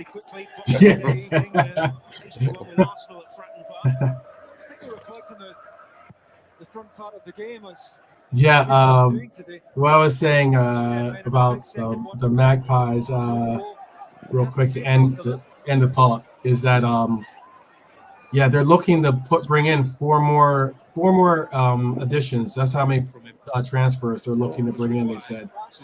And they want to improve on their offense, obviously. And they're targeting Jared Bowen. Jared Bowen. Good transfer for them, yeah. And they're looking at and also they're trying to get their names involved in the Michael Elise talks, but yeah. Yeah, I don't think like Newcastle, if I'm honest about it. Like, a few of their fans are dickheads these days, like online, but most of them are all right, in my eyes. Like, and they were starved for success. Like, you know, in my lifetime, you've never won anything, not anything. They've never won anything in anyone's lifetime. And the 1957 Fairs Cup, I think that's it. But the Fairs Cup was a good trophy, like, you know what I mean? Yeah, 1957.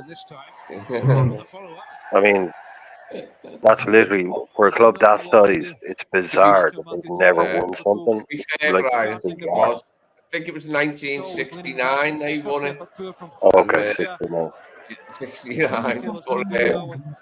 But, yeah, that was their only thing, as far as I know. I think they did win something like in the 50s or something. I heard, but I've not been able to verify that. Like, I haven't actually looked myself to confirm if Newcastle did indeed win something in the 1950s.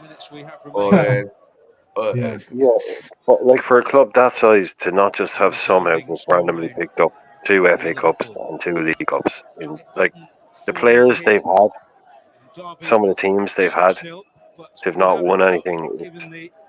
It's weird. It borders on weird.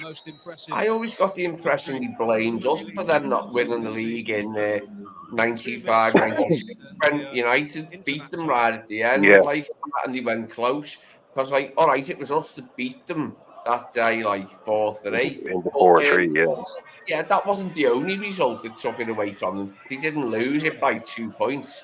They were 12 points ahead. They had a 12-point lead, and like the word bottlers gets thrown around these days as we all know. Just anytime anyone's win something, but that was a total bottle chop. That one, 12 points ahead. Keegan lost it in an interview, and that was before Shearer, if I remember rightly. It was Ferdinand and Beardsley. It was. Yeah. Osprey, Albert. Yeah. But yeah, I always felt like that we had the temerity to beat them. We needed to win to get. We were trying to get in the Champions League too, and we never made it. But we were close to getting in the Champions League for the first ever bloody time for Liverpool, actually. And we needed to win to do that. So we beat them like 4-3 in that like big game that everyone goes on about. And it was a good game. Asprilla, Ferdinand, Ginola. Voted the best game of all time in the Premier League. Voted the #1 game ever in the Premier League. From this Christmas period. They, like Bernie said, though, they have produced some talented players, though. They have certainly produced some talented players. Not so much lately, though. The Amiobi brothers. Shola Amiobi, like. Who else have they produced? They do produce players, but I haven't thought of any like really good ones for a while. Like Gascoigne, say, or Chris Waddle. Gascoigne and Waddle, Beardsley, obviously. Gascoigne, Waddle, Beardsley, the 3 good ones that Newcastle. They haven't invested in youth since it started. They haven't invested. Like Mike Ashley didn't invest in them at all, let alone invest in the youth. What happened there? Mhm. Oh, it's the end of the game. They blew the Oh, whistle. it's the end of the game. Oh, Yeah. sorry. Oh, yeah. Sorry, my other screen just Yeah. caught. I had in my head that was a 5-2 game. No, 4-1. Okay. I Okay. can show you. You want to see it? It's just It's just No, you I should did. I looked it up last night. We were looking it up, and I looked it up, and it had a 5-2. It must have been a different one. different one, I think. Yeah. Yeah, the KJ saying some of the names that some of the good names, I think. Yeah, the Longstaff brothers. Yeah. I mean, I think we're reaching here. I think the last the last kid that they really kind of, I think you are going back to the Gascoigne type days, but yeah, they're not famed for their youth academy really.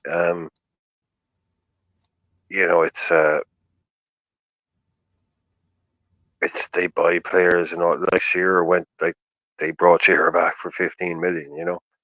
He didn't really come through there. He kind of made his name at Southampton.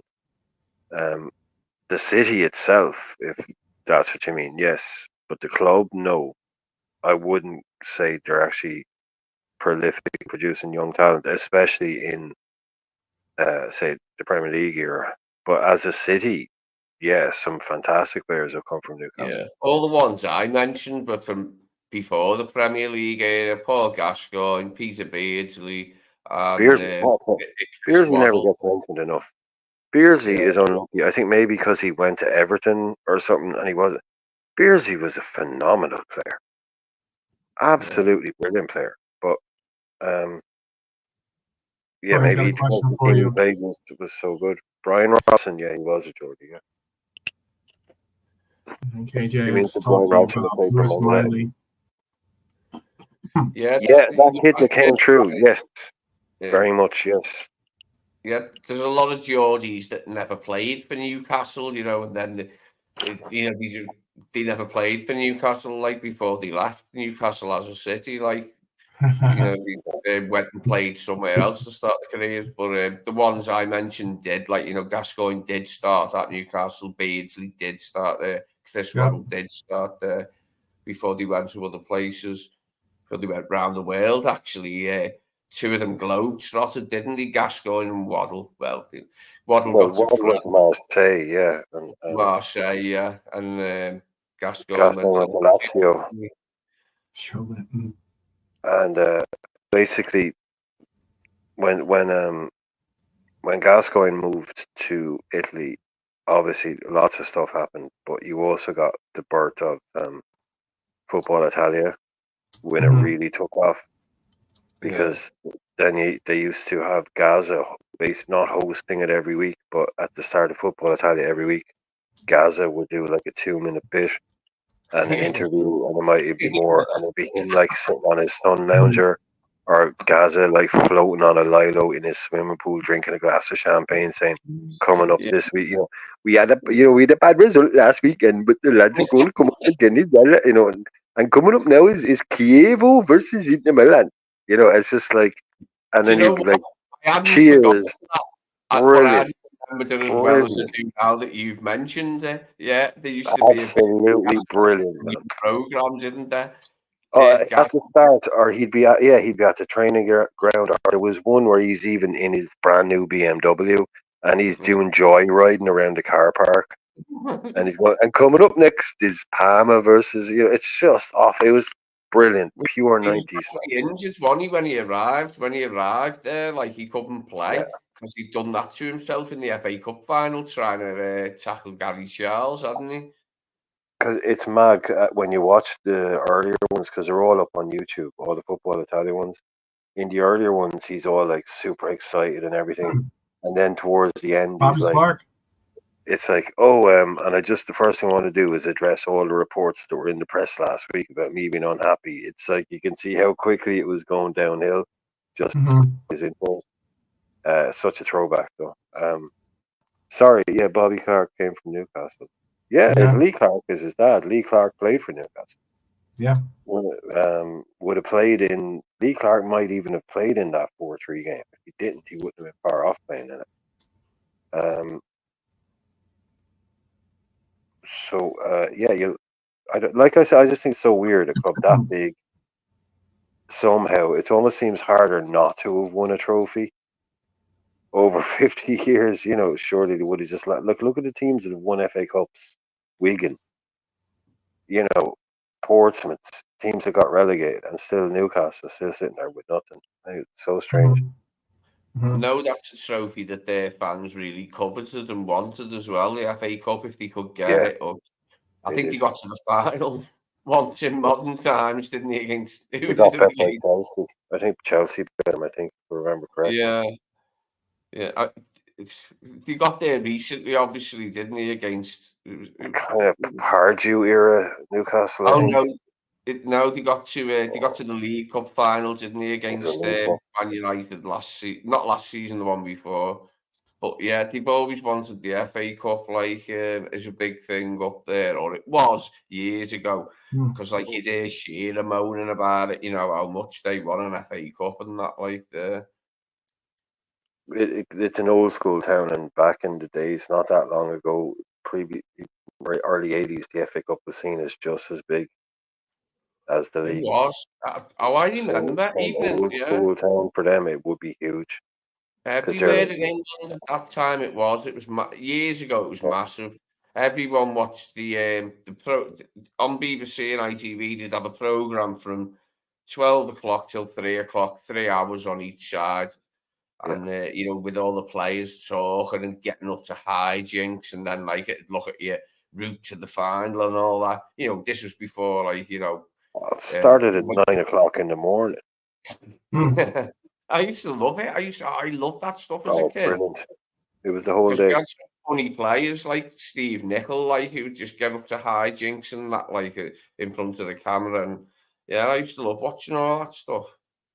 But just one last thing I'll say on that is, it's not. I'm not making that up, and the way I'll kind of express that is, back when I was around, say, 11 or 12, like late 80s, early 90s, a legitimate. Now, I know people would tear you apart now on the internet for saying this, but legitimately in the playground, a Man United fan that's there could say, we won the league last season, and you could say, yeah, but we won the FA Cup, and it would be equal. It would literally be, equals.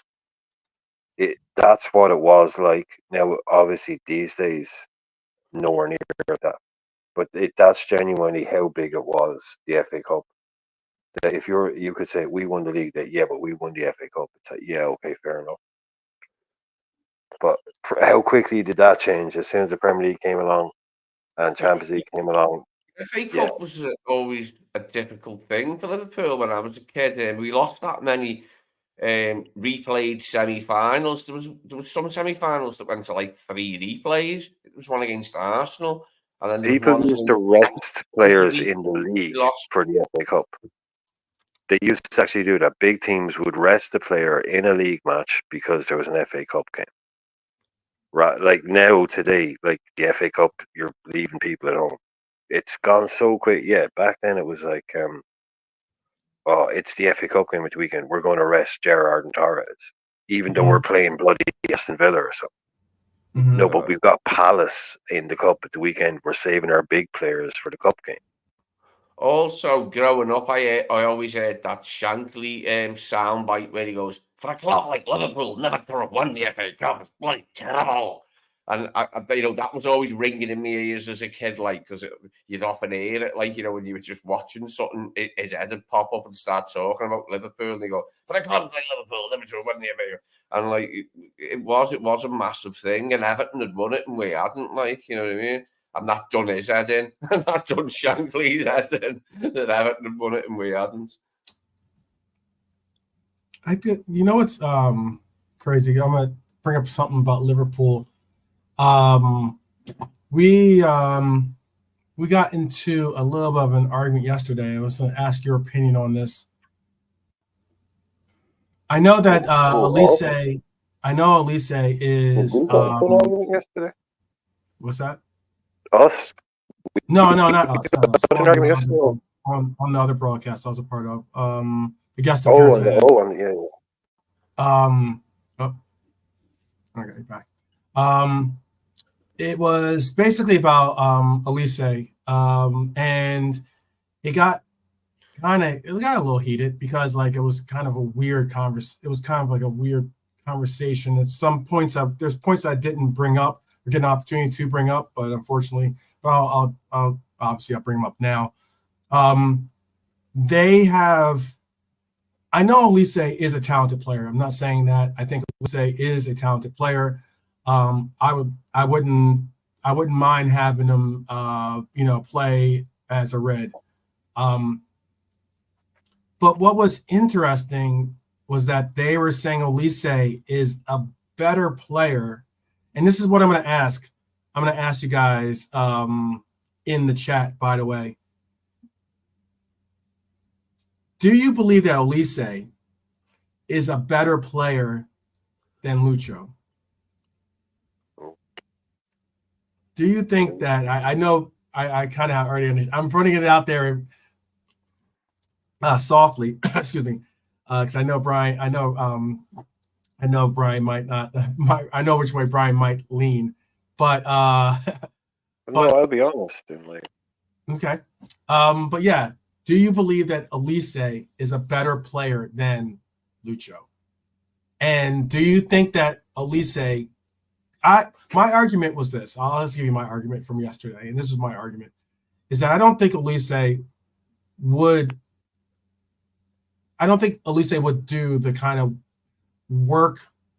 handle the workload of like tracking back, doing all the defensive measures, and doing all the different stuff that Lucho has to do on that left side to even slightly resemble what Mane used to do. And I'm not saying that Lucho is on the levels of Mane defensively in any words, but I don't think that Elise could and possibly would even do that at the same, especially not at the same level that Lucho does. He's not asked to do that at Crystal Palace.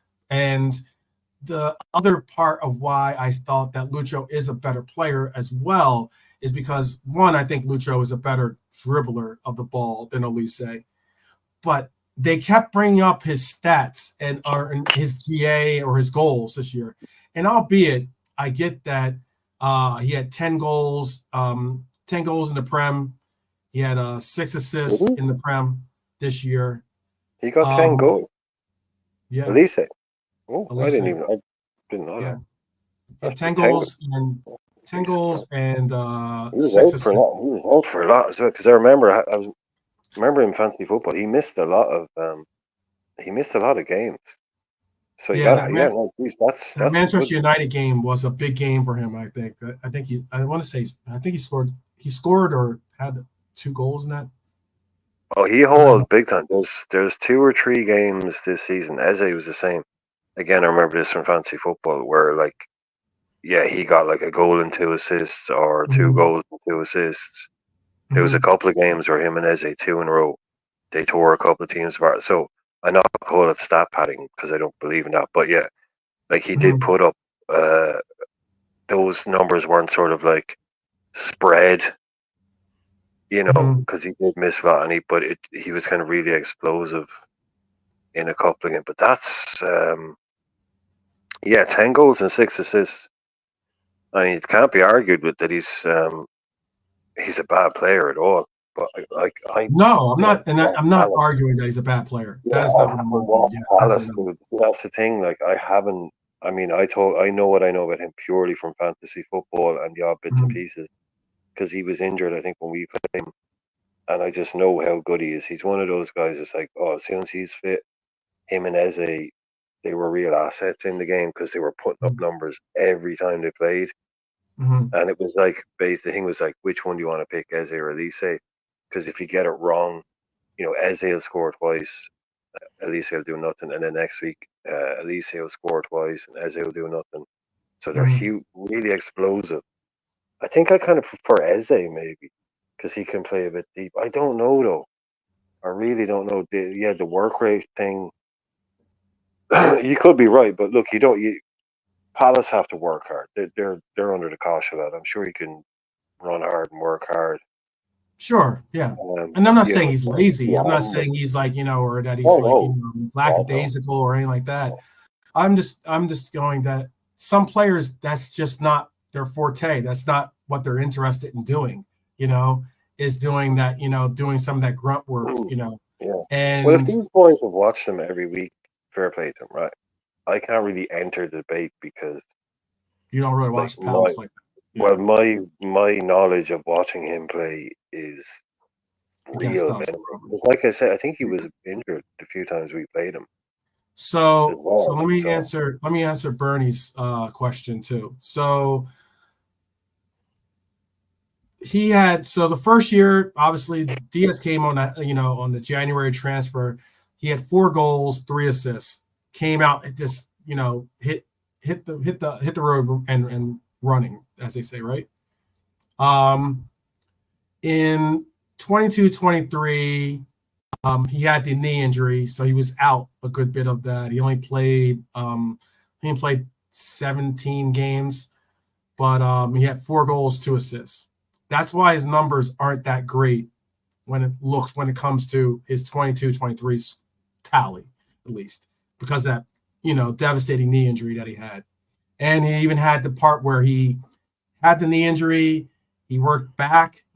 I think people will join me on this in saying I was somewhat surprised to see him back when he did come back, and then he got re-injured, or not re-injured, but he re-injured his reactivated the injury, or however you want to put it. Yeah, the activated what was there, didn't he, when he came back? Yeah. And then this year he's had 8 goals and 5 assists. Now, they kept talking about Diaz's goals, and he kept talking about his goals, scoring goals, his end product. And I get that people don't necessarily like his end product from what we've seen in his end product here for the Reds. I get to see Lucho play for Colombia. He scores a bag of goals for Colombia, by the way.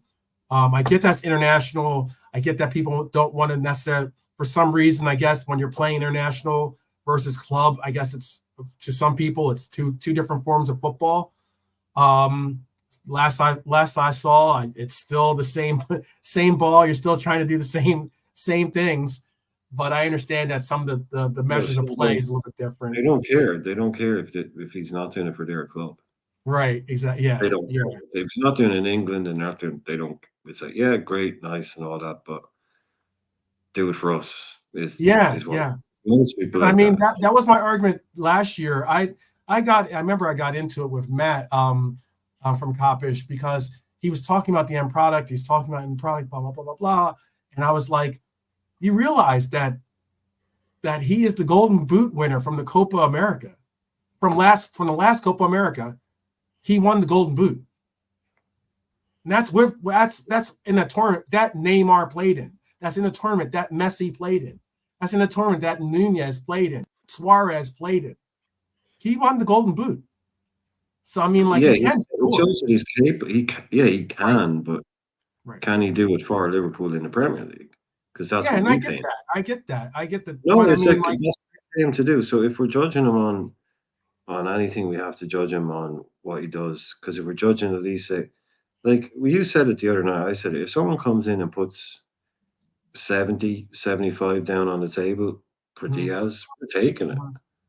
So if you say to me, okay, like, I don't know, like, if you say to me, but 80, say someone gives us 80 for Diaz, and you can get Elise for 60, okay, I'm fine with that. But like I said, like, the Elise stuff, I'd only be a bit worried about his injury history. Somebody I'd love to take on, somebody Man City wanted last season for a reason. They wanted him, and instead they went for Doku. Clearly a player there. Clearly a player. So I don't know if it has to be a kind of a. I know they probably made it into a Diaz via Elise thing. Yeah. Because that makes chatter, but we could have both, right? We could have both. Oh, I would love that. If we had both, that'd be great. I think sometimes that's where we get into. I get it was a versus thing. It's like you can only have one or the other. I was thinking like, yeah, if you had both, then we'd be, that'd be the move I would like to see. Because does he only play on the left? I thought Elise played kind of. He's not. Well, they're talking about him. Well, he could play possibly on the right. Let me double check as well, because I think they're also looking at him as a possible player to replace. He plays on the right. He doesn't play on the left. Yeah, see, that's I was thinking he's a right-sided player, and Eze is a player that I always thought originally was like tricky winger, typical tricky winger, but apparently Eze is more of a. But Eze he's a central player. Like Eze is the guy that probably when he was younger would have been playing on the wing because they're skillful, but seemingly he's more of an inside player. And Elise is the he's now attacking mid, if not a midfielder. Yeah, like a Sabazlai kind of role. Yeah, exactly. Yeah, and that's why it's unique. Like we're in an argument about Diaz versus Elise, and I'm like, okay, I get it. They're both wingers, but primarily you're seeing Diaz on the left side, not the right side. But I don't mind. I've already, we've breached the subject of possibly seeing Diaz more on the right every once in a while too. To possibly be Diaz on the right. What's that? Yeah, I like Diaz on the right when he plays on the right. Yeah, he's and that's one of the unique things that it forces him, because it forces him to take different aspects of his game when he is on the right side. Being a right footer. I thought when he moved over there, when Mo went to AFCON, we looked. I thought that was our best option. Yeah, I thought we looked good immediately, like in that little period up front with what we had, the combinations we tried. But we looked quite potent then. But it was uniquely interesting because they kept speaking about his goals, and I'm sitting going like, he can score goals, but I'm like, do you know how many goals? So at least they scored 10 goals. That's great. That's fantastic. You know how many goals he scored the previous year? 2. And he played a full season. The year before that, 2. So he's had some of a breakout year. Yeah, certainly. Age as well. Elise is only 23 and Diaz around 27. So you do have to factor that in if you're being fair about it. Okay, interesting. He is. Lise's 20. Yeah, Lise's 22. Yeah, so 2 years ago he was 19. So I mean, you have to kind of factor. You have to tune that a bit as well. But like I say, two players. Yeah. We need that right wing slot filled. No pun intended. Mo's not going to be here forever. So, but he's not a name. I don't know why they were plucking it, because I've seen Man United, Chelsea, Man United, Chelsea, Man United, Chelsea. That's all I'm seeing for this guy. And I even saw a couple of days ago that he decided to go to Chelsea. And last season it was that Man City came in and were prepared to take him, and he did a kind of a move or whatever and turned down the deal, signed a new contract with Palace, and now he's going to get his move this summer. So, but I've never really ever once seen us genuinely linked with this kid. Mm-hmm. So that's the other thing I'd be saying about it. I think our name, I don't know why our name is in the hat for him. Oh, in for Elise? Yeah, I've never seen any real links for, like, I've seen daily news all week, and it's all Chelsea or Man United. I've never even they aren't even putting our name on it. So we were in the running for Decore, I think his name's right. That's who I thought we were. Yeah, last year when we were looking before we got Endo, and everyone's like, "Oh yeah, no, we should go," and we missed out on this guy, and eventually we were getting to Decore after Sado and Lavia. It's like, oh, and they would have made us pay big for him. By the way, they weren't trying to go cheap. Yeah, we were linked to Decore massively, weren't we? At that point last summer, I mean, we were linked to many defensive midfielders last summer, but for a while, Decore was the number one link, wasn't he? Like for at least a week. And then that was after Caicedo. If you look back at it, that happened after Caicedo and Lavia were confirmed for Chelsea. Yeah. He was Palhinha he was gone. The other guy we're looking at was gone. And I think after Decore, people were like trying to justify us giving 70 million quid to Palace for him. Yeah, it's like 65, 70 million or something like that, something around there. Yeah. And then Endo comes in, and it's like, oh, okay. Yeah, we were never giving Palace 70 million quid for Decore. Once the season got underway, he was injured very quickly, wasn't he, Decore? And was never seen again last season as far as I can remember. Exactly. This season done. Yeah. Yeah. I mean, like, for someone that, I mean, that's all. I tried to, because he did have he got hurt, I think, this past season. In December, he got hurt, and he's out for the rest of the year. But, like, that was, like, one of the interesting angles that were taken by, like, some of the players that were, like, linked with, and some of the different prices that have been put on some of these players. And it's like, I made the point of saying teams will put extra money. I mean, obviously, we all heard the Premier League tax, if it's a Prem team selling to another Prem team, of course, it's going to be a little bit higher. It might cost X amount for, an Italian league team, but yet if it's going to be a Prem team, it's going to be a little bit more money. Yeah, the English tax, yeah, the favorite. Yeah, the English tax, yeah.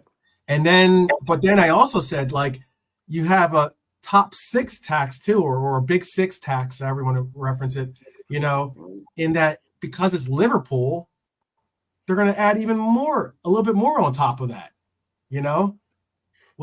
I said, if you're Manchester United, if you're Chelsea, if you're Liverpool, if you're Manchester City, possibly, I mean, you're going to get an extra tax put on top of it because A, they know you have the money. B, they also know that if you want the players so bad, you'll pay for them, and that's the only thing I'll ever give Man City props for. Sorry, Lee, just because I'll forget this. It's the only thing I'll ever give City props for, and I don't mean this in a good way, is they knew what you were saying from the start, that they were Billy Big Boy, the guy with all the riches. Mm-hmm. And they walked away from a load of deals at the start when they were like, we value this guy at this 65 million. Right. And it's a fair price. Yeah. Yeah. So and the guys would go 85 million. And Man City would just go, okay, see it, hang up the phone. No, don't bother ringing us back. Like they tried to they were like, if we give in to the first people that demand 100 million for some 60 million pound player, yeah, we're done. We're going to be that. It's what happens, and I'll let Lee get his thought out too.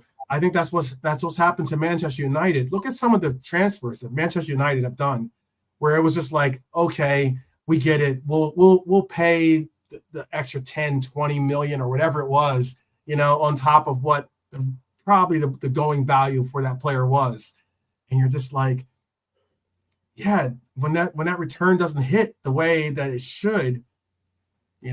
Especially these PSR rules today. You're going to say something, Leah. I apologize.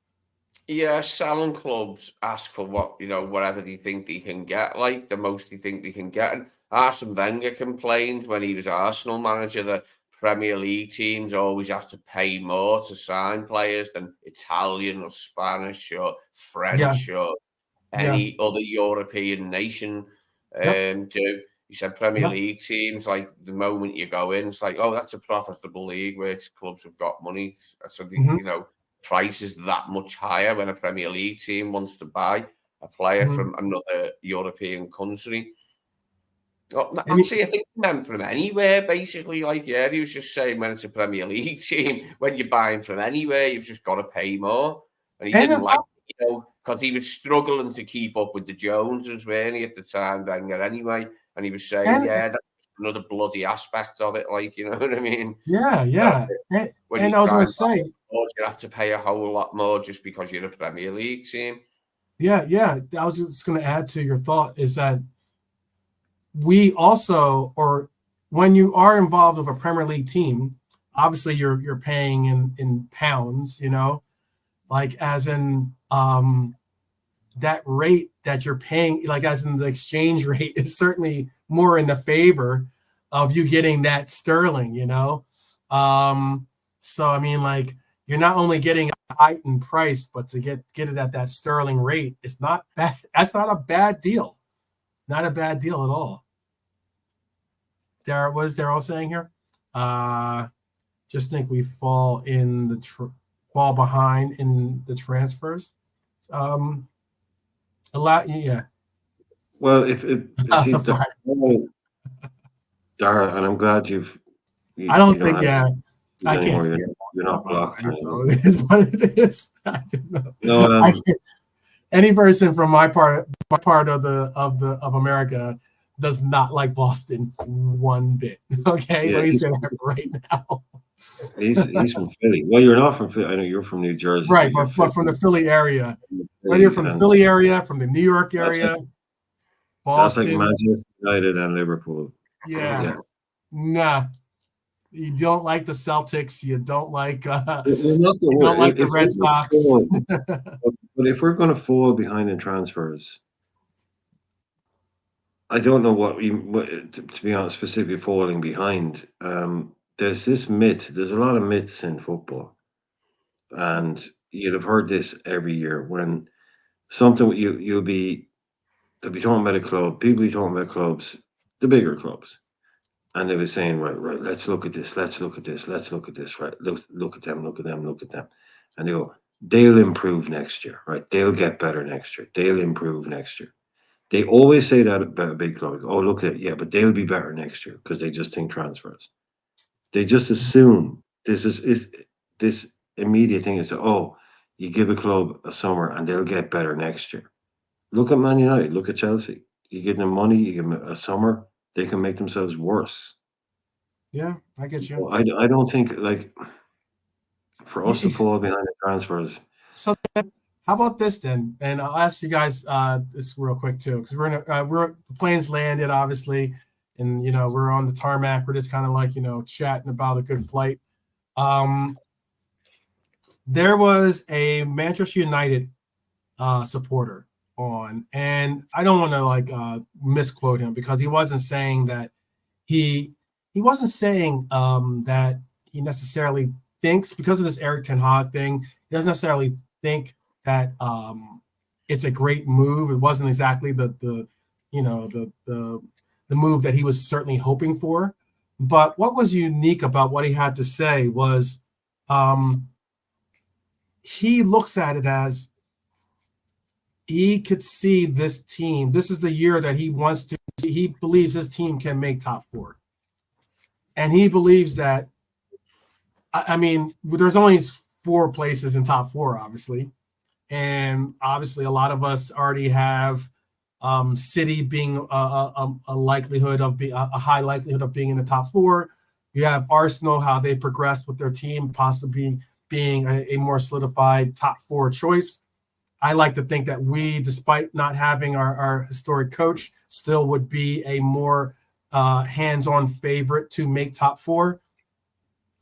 But he was talking about his club and saying how if you look at the performances of Manchester United have not had as hard of performances, considering they've had 2 second-place finishes in the last, 10, 15 years or whatever it was, right?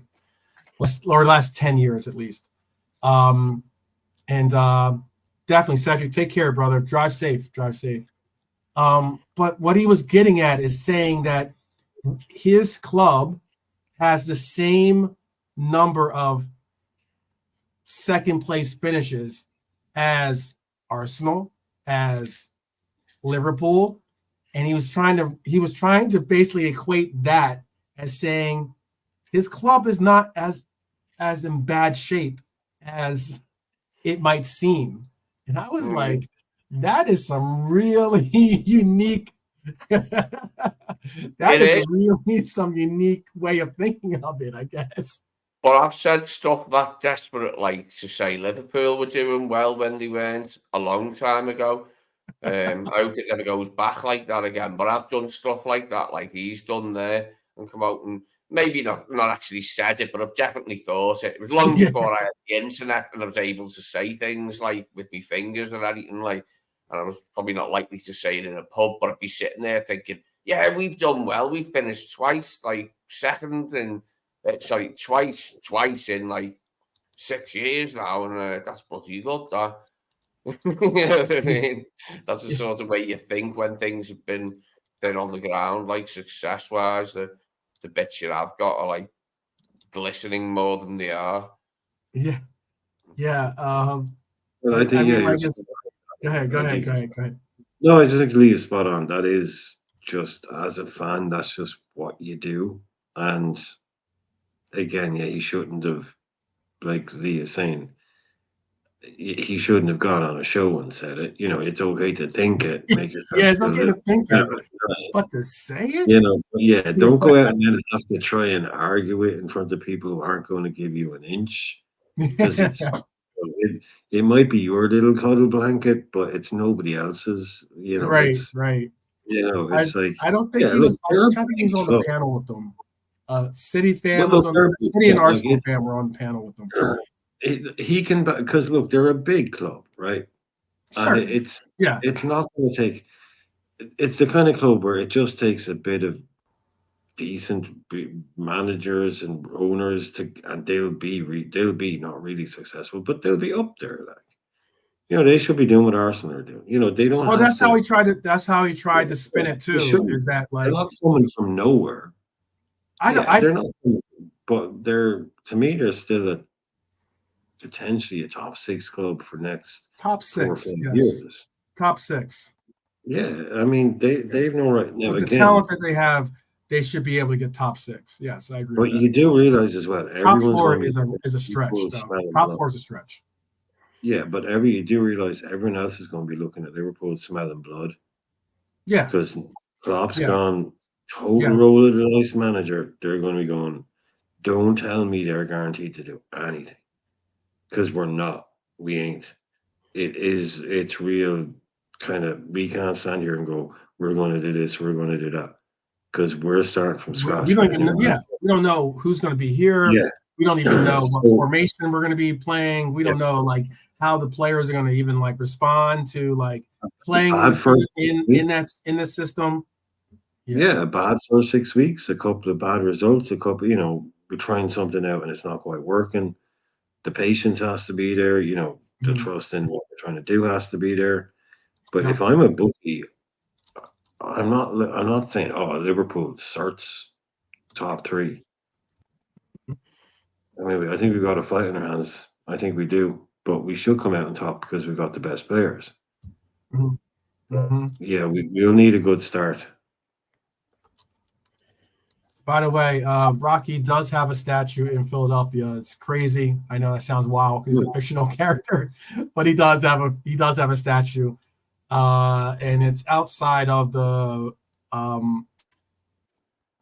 Philadelphia art. It's outside the art museum, which is where when he makes that run in the movie, and he runs to the top of the steps and lifts the arms. When you look at some of the statues that they've made of real people, like that's a great statue. It's a great statue. Yeah, you look at some of these other ones. Yeah, they're embarrassing. I don't mind. I think that's so cool that they did that. But, it's just like I get you, but it also I'd rather see Smoking Joe Frazier. A statue, of course, yes. That's Philly to me. I got Rocky. He should have the statue. Yes, right. He was possibly one of the greatest boxers of Philly lore. Muhammad Ali, and look, I think possibly gave Muhammad Ali he gave him his best fight was between Smoking Joe Frazier and Muhammad Ali. I think that was like one of the best. Thrill in Manila. The thrill in Manila. Yeah. It's brutality though. It's the power on display, isn't it, in that fight? Yeah. It's actually hard to watch that fight at times because it's like that fight doesn't exist in today's boxing, by the way. No, but I was they call that. The best thing I've seen that it came near it for me as a boxing fan was when I must have been about 20 and Nigel Benn fought Gerald McClellan. And McClellan was seen as the best pound-for-pound fighter on the planet. But Nigel Benn was also a very good fighter. And that fight was just so vicious. And McClellan ended up in a wheelchair, didn't he? It was a great fight. It was a great fight, but it was so bloody vicious. It was great, though. It was great. I read a book. I read a book on when I ended up on holiday once away, and when you're up on holiday, it's like books. There was beef before the fight on TV because there was a live feed from America, and Mickey Rourke, who's a boxing fan, was doing his "I hate English people" thing. Nigel Benn's back, from over that side of the Atlantic, going, "Oh, you British fighters are bums. You're all shite." He didn't say shite, but, "Oh, you British fighters are bums." And it was Mickey Rourke, Gerald McClellan, and another celebrity type boxing person who wasn't a boxer but was into boxing like Mickey Rourke was. But Mickey Rourke was like, yeah. And then sadly, Gerald McClellan ended up in a wheelchair. So that's how much of a bum Nigel Benn was, mate. By the way, Bernie's got something there for you, Brian. Got a comment for you. She thinks that you could do that run in 10 seconds while catching a chicken. By the way. Yeah.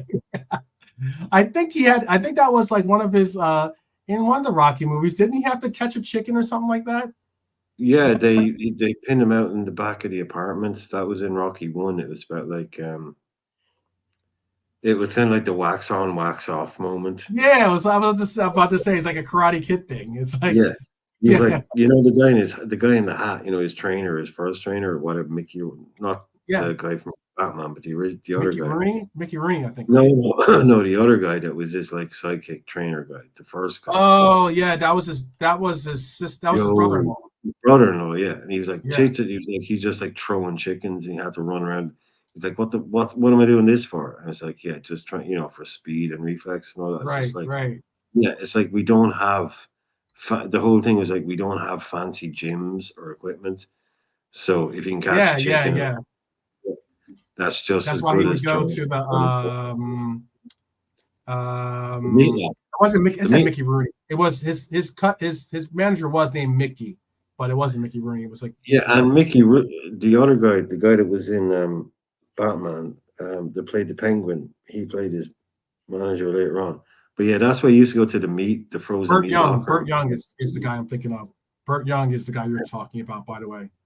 Burt Young's is a good actor, very good actor. It was in Sopranos too, actually. Mm. But you know what the problem? You know what the problem with Rocky is? The problem with Rocky is it made someone like me never in my entire life ever want to go to Philadelphia because it looked like the coldest place on the planet. Yeah. It looked in Rocky, Philadelphia looks like it's always -20.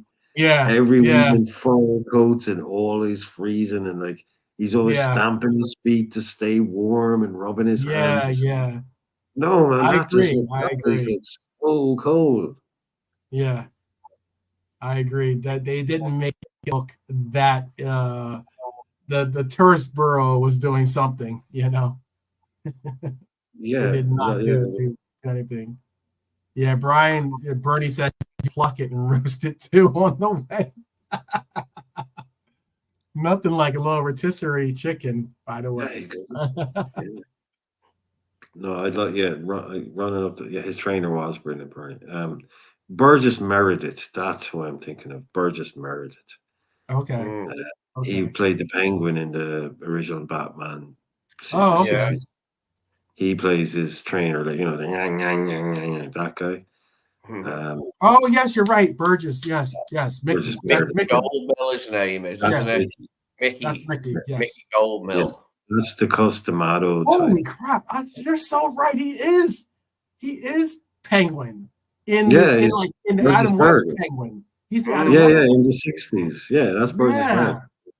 Holy I'll crap! be I didn't even trainee think about age. Yeah, that. I mean, I wasn't around for the '60s, like, but I remember that TV series very well from when I was a Oh, kid. yeah. That was Played. always in the You know, 90s, that was even before into any the of 90s. these new Batman films had come out, like, you know, the one with Danny DeVito, Jack Nicholson. None of them had come out yet then. So when you wanted a bit of Batman, that's where you went, like, was the TV Oh, series. absolutely, But absolutely. but don't forget, those what you would call reruns. They were like, obviously I wasn't watching them in the 60s. I'm not that fucking old. Mhm. But yeah, they were on like growing up as a kid. It was just random shit. But what a lot of people forget, which is one of the best things ever, is the Batman cartoon that came out in the 90s. That was it was real Tim Burton-esque. Mhm. That is, even the people that are like big into like the comics and the DC stuff, and Mhm. like you know the real aficionados, they say that Batman cartoon that came out in the 90s is some of the best Batman stuff ever made. And I'm not into comic books, superheroes, and all that. And I Kind of sound like, like you are, but no, I used to love that cartoon. That cartoon was class. That cartoon That's was cool. brilliant. And even like, yeah, like the proper comic book people are like, yeah, that's real Batman. It goes back to the original stories. It's all the dark stuff. And then that was around the time like Tim Burton. I love those two movies. The first two He Batman did. movies, Did he play they in are all Popeye too? so good. By the way, Spider-Man, did your guy, thing the as a guy kid. that? Oh, go ahead. I was gonna say, did Burgess Meredith play? He did. He played in Batman too, I think, or Batman too. Popeye, I meant the Well, movie with Popeye was Robin Robin Williams. Williams and Yeah, Oh, Burgess Meredith almost certainly would have had a part in that Popeye he movie was because that was Popeye's dad. He was Popeye's father. yes, oh, that is yeah, that makes I'm sense. pretty Yeah, I sure he think that was. Yeah, because yeah, Bernie just played no, in I'm the sure he Clash of dad was. the Popeye. Titans, wasn't he, as well? Clash of the Titans. He, can't remember what his bloody name was in that. What was his name in Clash of the Titans? Burgess Meredith. He played in Clash of the Titans with Yeah, Pegasus like and all that he's stuff. the one when Harry Hamlin plays Perseus, and like Burgess Meredith is some like wise old bugger who tells him Yeah, what's going on and says, "Here's like a helmet that will make you go invisible, lad, and here's a Oh sword wow! so you can batter that monster thing in the swamp that's Nick the Bird woman see, the thing." thing is, for you, Burgess Meredith, he's one of those guys where the first time I remember seeing him, apart from the penguin thing, he already had gray hair. So he's one of those guys where I don't like. Obviously, he probably played like loads of stuff back in the 40s and the 50s as like a Mhm. young Yeah, actor. yeah. Oh, But the yeah, I've first seen him things in I all. remember him, he Yeah, had gray hair already. seen him in loads over the years. Burgess Meredith. He was in bloody everything years ago. Like, Yeah.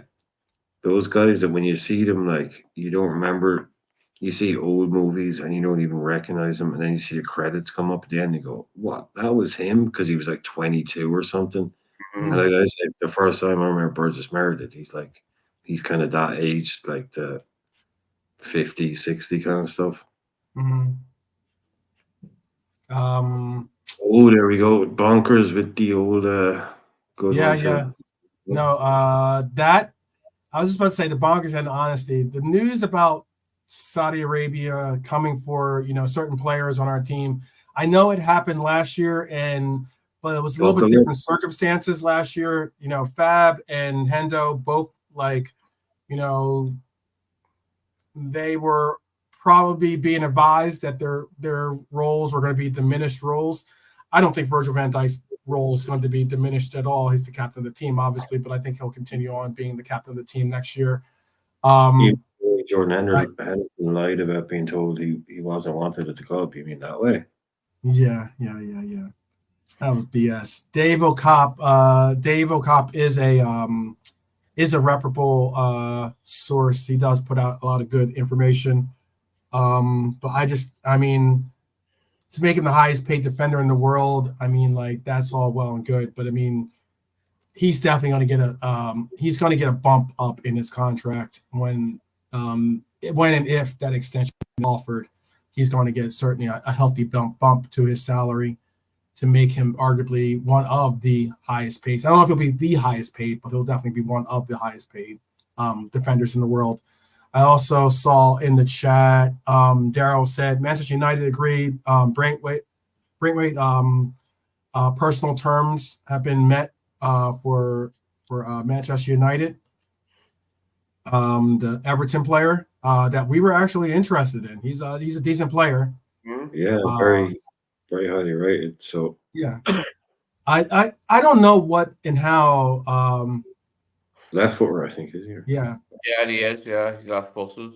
Yeah. Speaking of Daryl, real quick too. Hopefully we can get a response from you, but we're going to be having a quiz that we finally have 2 participants willing to take on the 12th man, or I should say the Irishman's quiz, actually, because I know I'd like to give my trivia questions and I like to do my trivias, but the Irishman has a gauntlet, has a trivia gauntlet ready for you guys.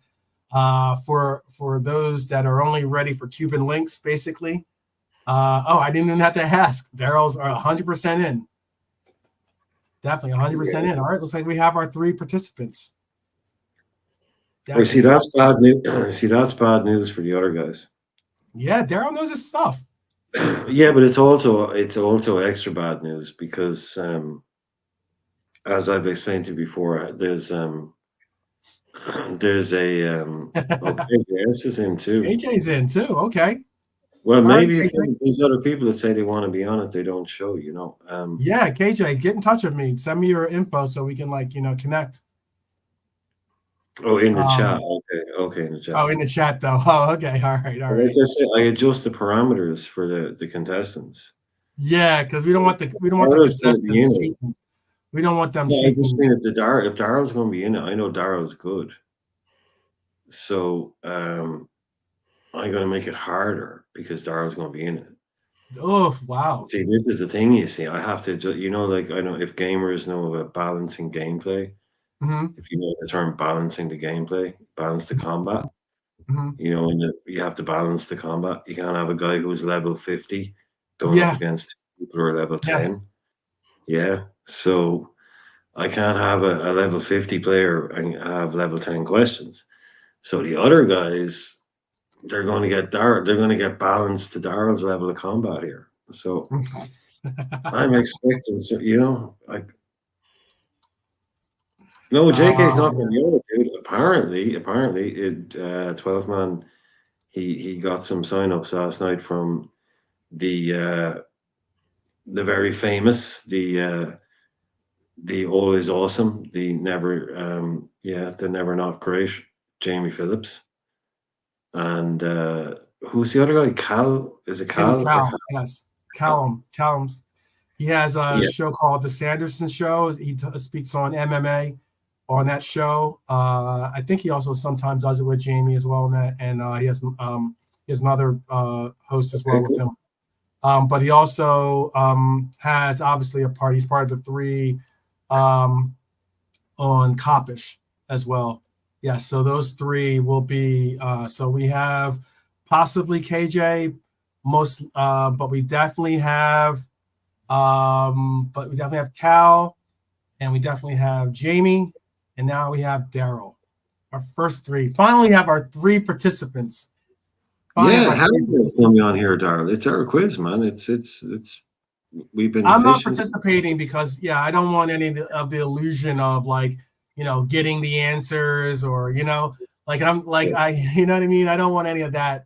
Being like, oh, it's your channel, so of course you're gonna get these questions sided your way. You're a champion. We're looking for someone to come on and say they won the first one because it's only going to be the first one. I participate in the Anfield Cup. I'll participate in, but this I will only be the host. I will only be the host. I could play the Vanna White role if anything, if necessary. If that means that the Irishman will be the Pat Sajak. Yeah, I can do that. Yeah, I can obviously. By the way, Pat Sajak just retired. So by the way, too. I did hear that. Funnily enough, I did hear that. Yeah. I did hear. So We'll yeah, figure out, Daryl, a cool little prize. We'll figure out something. Prize. We'll figure out something. the prize is Daryl, come on, you know quizzers don't want prizes. They just want the prize. glory. It's all about the Yeah. glory. It's all about winning. It's all about winning, friend. I'm So excited, it's man. not good to call in, Daryl, right? You're good to call in on camera. You've done that on Frank's show. So Yeah, but all we ask Daryl is that you this is a shirt friendly performance. This is a shirt. Oh yes, fully dressed. Yes, it's not shirts for skins, by the way. Just so you know. Yeah, the camera angle that makes sense to the modern world. shirts required to participate in this one. I'm sorry, but just to make sure. I don't know. I don't think that. Hopefully, that doesn't make Daryl not want to participate. I'm not buying you a crate of Guinness, dude. I am not buying you a crate of Guinness. A crate of Guinness. Wow. Wow, you went all in. But yes, we have that. So that'll be coming up. Tomorrow is finally Friday, so we'll have an episode tomorrow as well. Just highlighting some of the things. Also, speaking on the fact that yes, tomorrow is the start of Euros. Correct? What's the first game? What's the first game for tomorrow? Germany, Scotland. Germany, as the hosts, will be opening it up, and they'll be playing the mighty Scots. Okay. So yeah, it makes sense because usually the host normally has the first game, so that makes sense. Yeah. A lot of the time when the hosts, obviously the hosts have the first game, but oftentimes the hosts don't win their first game. They might go on to win the tournament, but they don't win their first game, or they might have an awful tournament and lose their first game or not win it. Do you know what I mean? A lot of the time it's a draw for the host nation in the opening game. A lot of pressure on them, but I think if they were playing someone like whoever might be one level above Scotland, like if they were playing Switzerland or something, or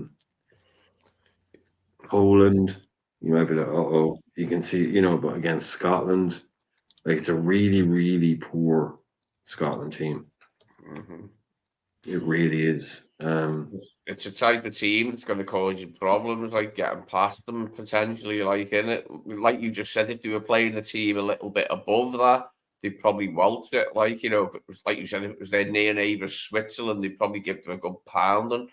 But with it being Scotland and Scotland not having much to be going on with, they'll probably do a rearguard action and tax Germany for their 2 points in their group. Good luck to Robbo for sure. Good luck to Robbo. But also, we need to nail down a night on this quiz, by the way. So yeah, Darryl, we'll do that as soon as we'll get. So what we'll do is we'll make the announcement of the date. Obviously, we'll have to confirm with the other participants if that date works for them. But we'll work on a day as soon as we end the stream. We're about to end in the next couple of minutes here, but we'll get the date. We'll send it along to Daryl. Daryl's getting some ideas here, and Daryl, we're not messing. It's a no-go on the hairy jumper. Okay? Yes, no hairy jumper. No hairy jumper. But yes, and I would say before we get out of here, Lee, do you have anything that you would like to say to the people before we allow for them to go on to their final destinations? Just thanks for participating, everyone. Hope you had a good laugh. Typing whatever you were typing that I could not see, but hope you had good fun. And Irishman, what would you like to say? What Lee said. Okay. Okay, yeah. That's simple enough. Simple enough. Have a great night. Thanks everyone coming in. Yes. Enjoying the watch along. Definitely. Always fun when the DeLorean doesn't, get like pulled over on the highway before it reaches 88. No, we're cool. Yeah, we're cool. Yeah.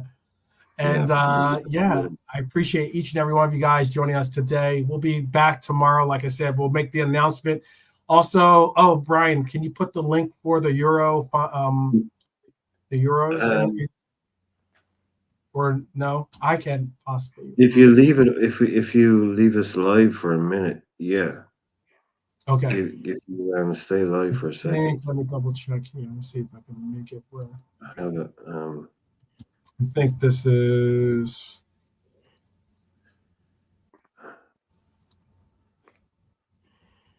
This is the link for the actual. Yeah, you have the. Sorry, wrong phone. I think I believe that will get you to the UEFA, and then this is. Let me hold on. Oh, that's it. Yeah, you have it. Yeah, that's it. That's it, right? Yeah, I still have the window good. open. Actually, I'm still working on mine. This is like my first time doing this competition, particularly with all the wild cards and the chips and stuff. So definitely take a look at it and so you can figure out some of that those portions of it. And like as well, please, if you haven't liked the video as well, all that stuff, like and subscribe and share and all that crap. But and if you are planning on doing a fantasy league, it is a tiny wee bit complicated. So don't give yourself massive anxiety. Like, probably do it now if you haven't already done it. And let me show you this right here. This is that's the league code for the Euros challenge that we have. That's what we need.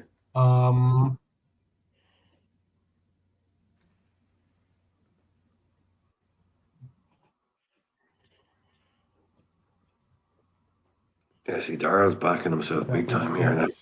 So so UTQE3M is the league code. Yeah, if you guys get an opportunity, you can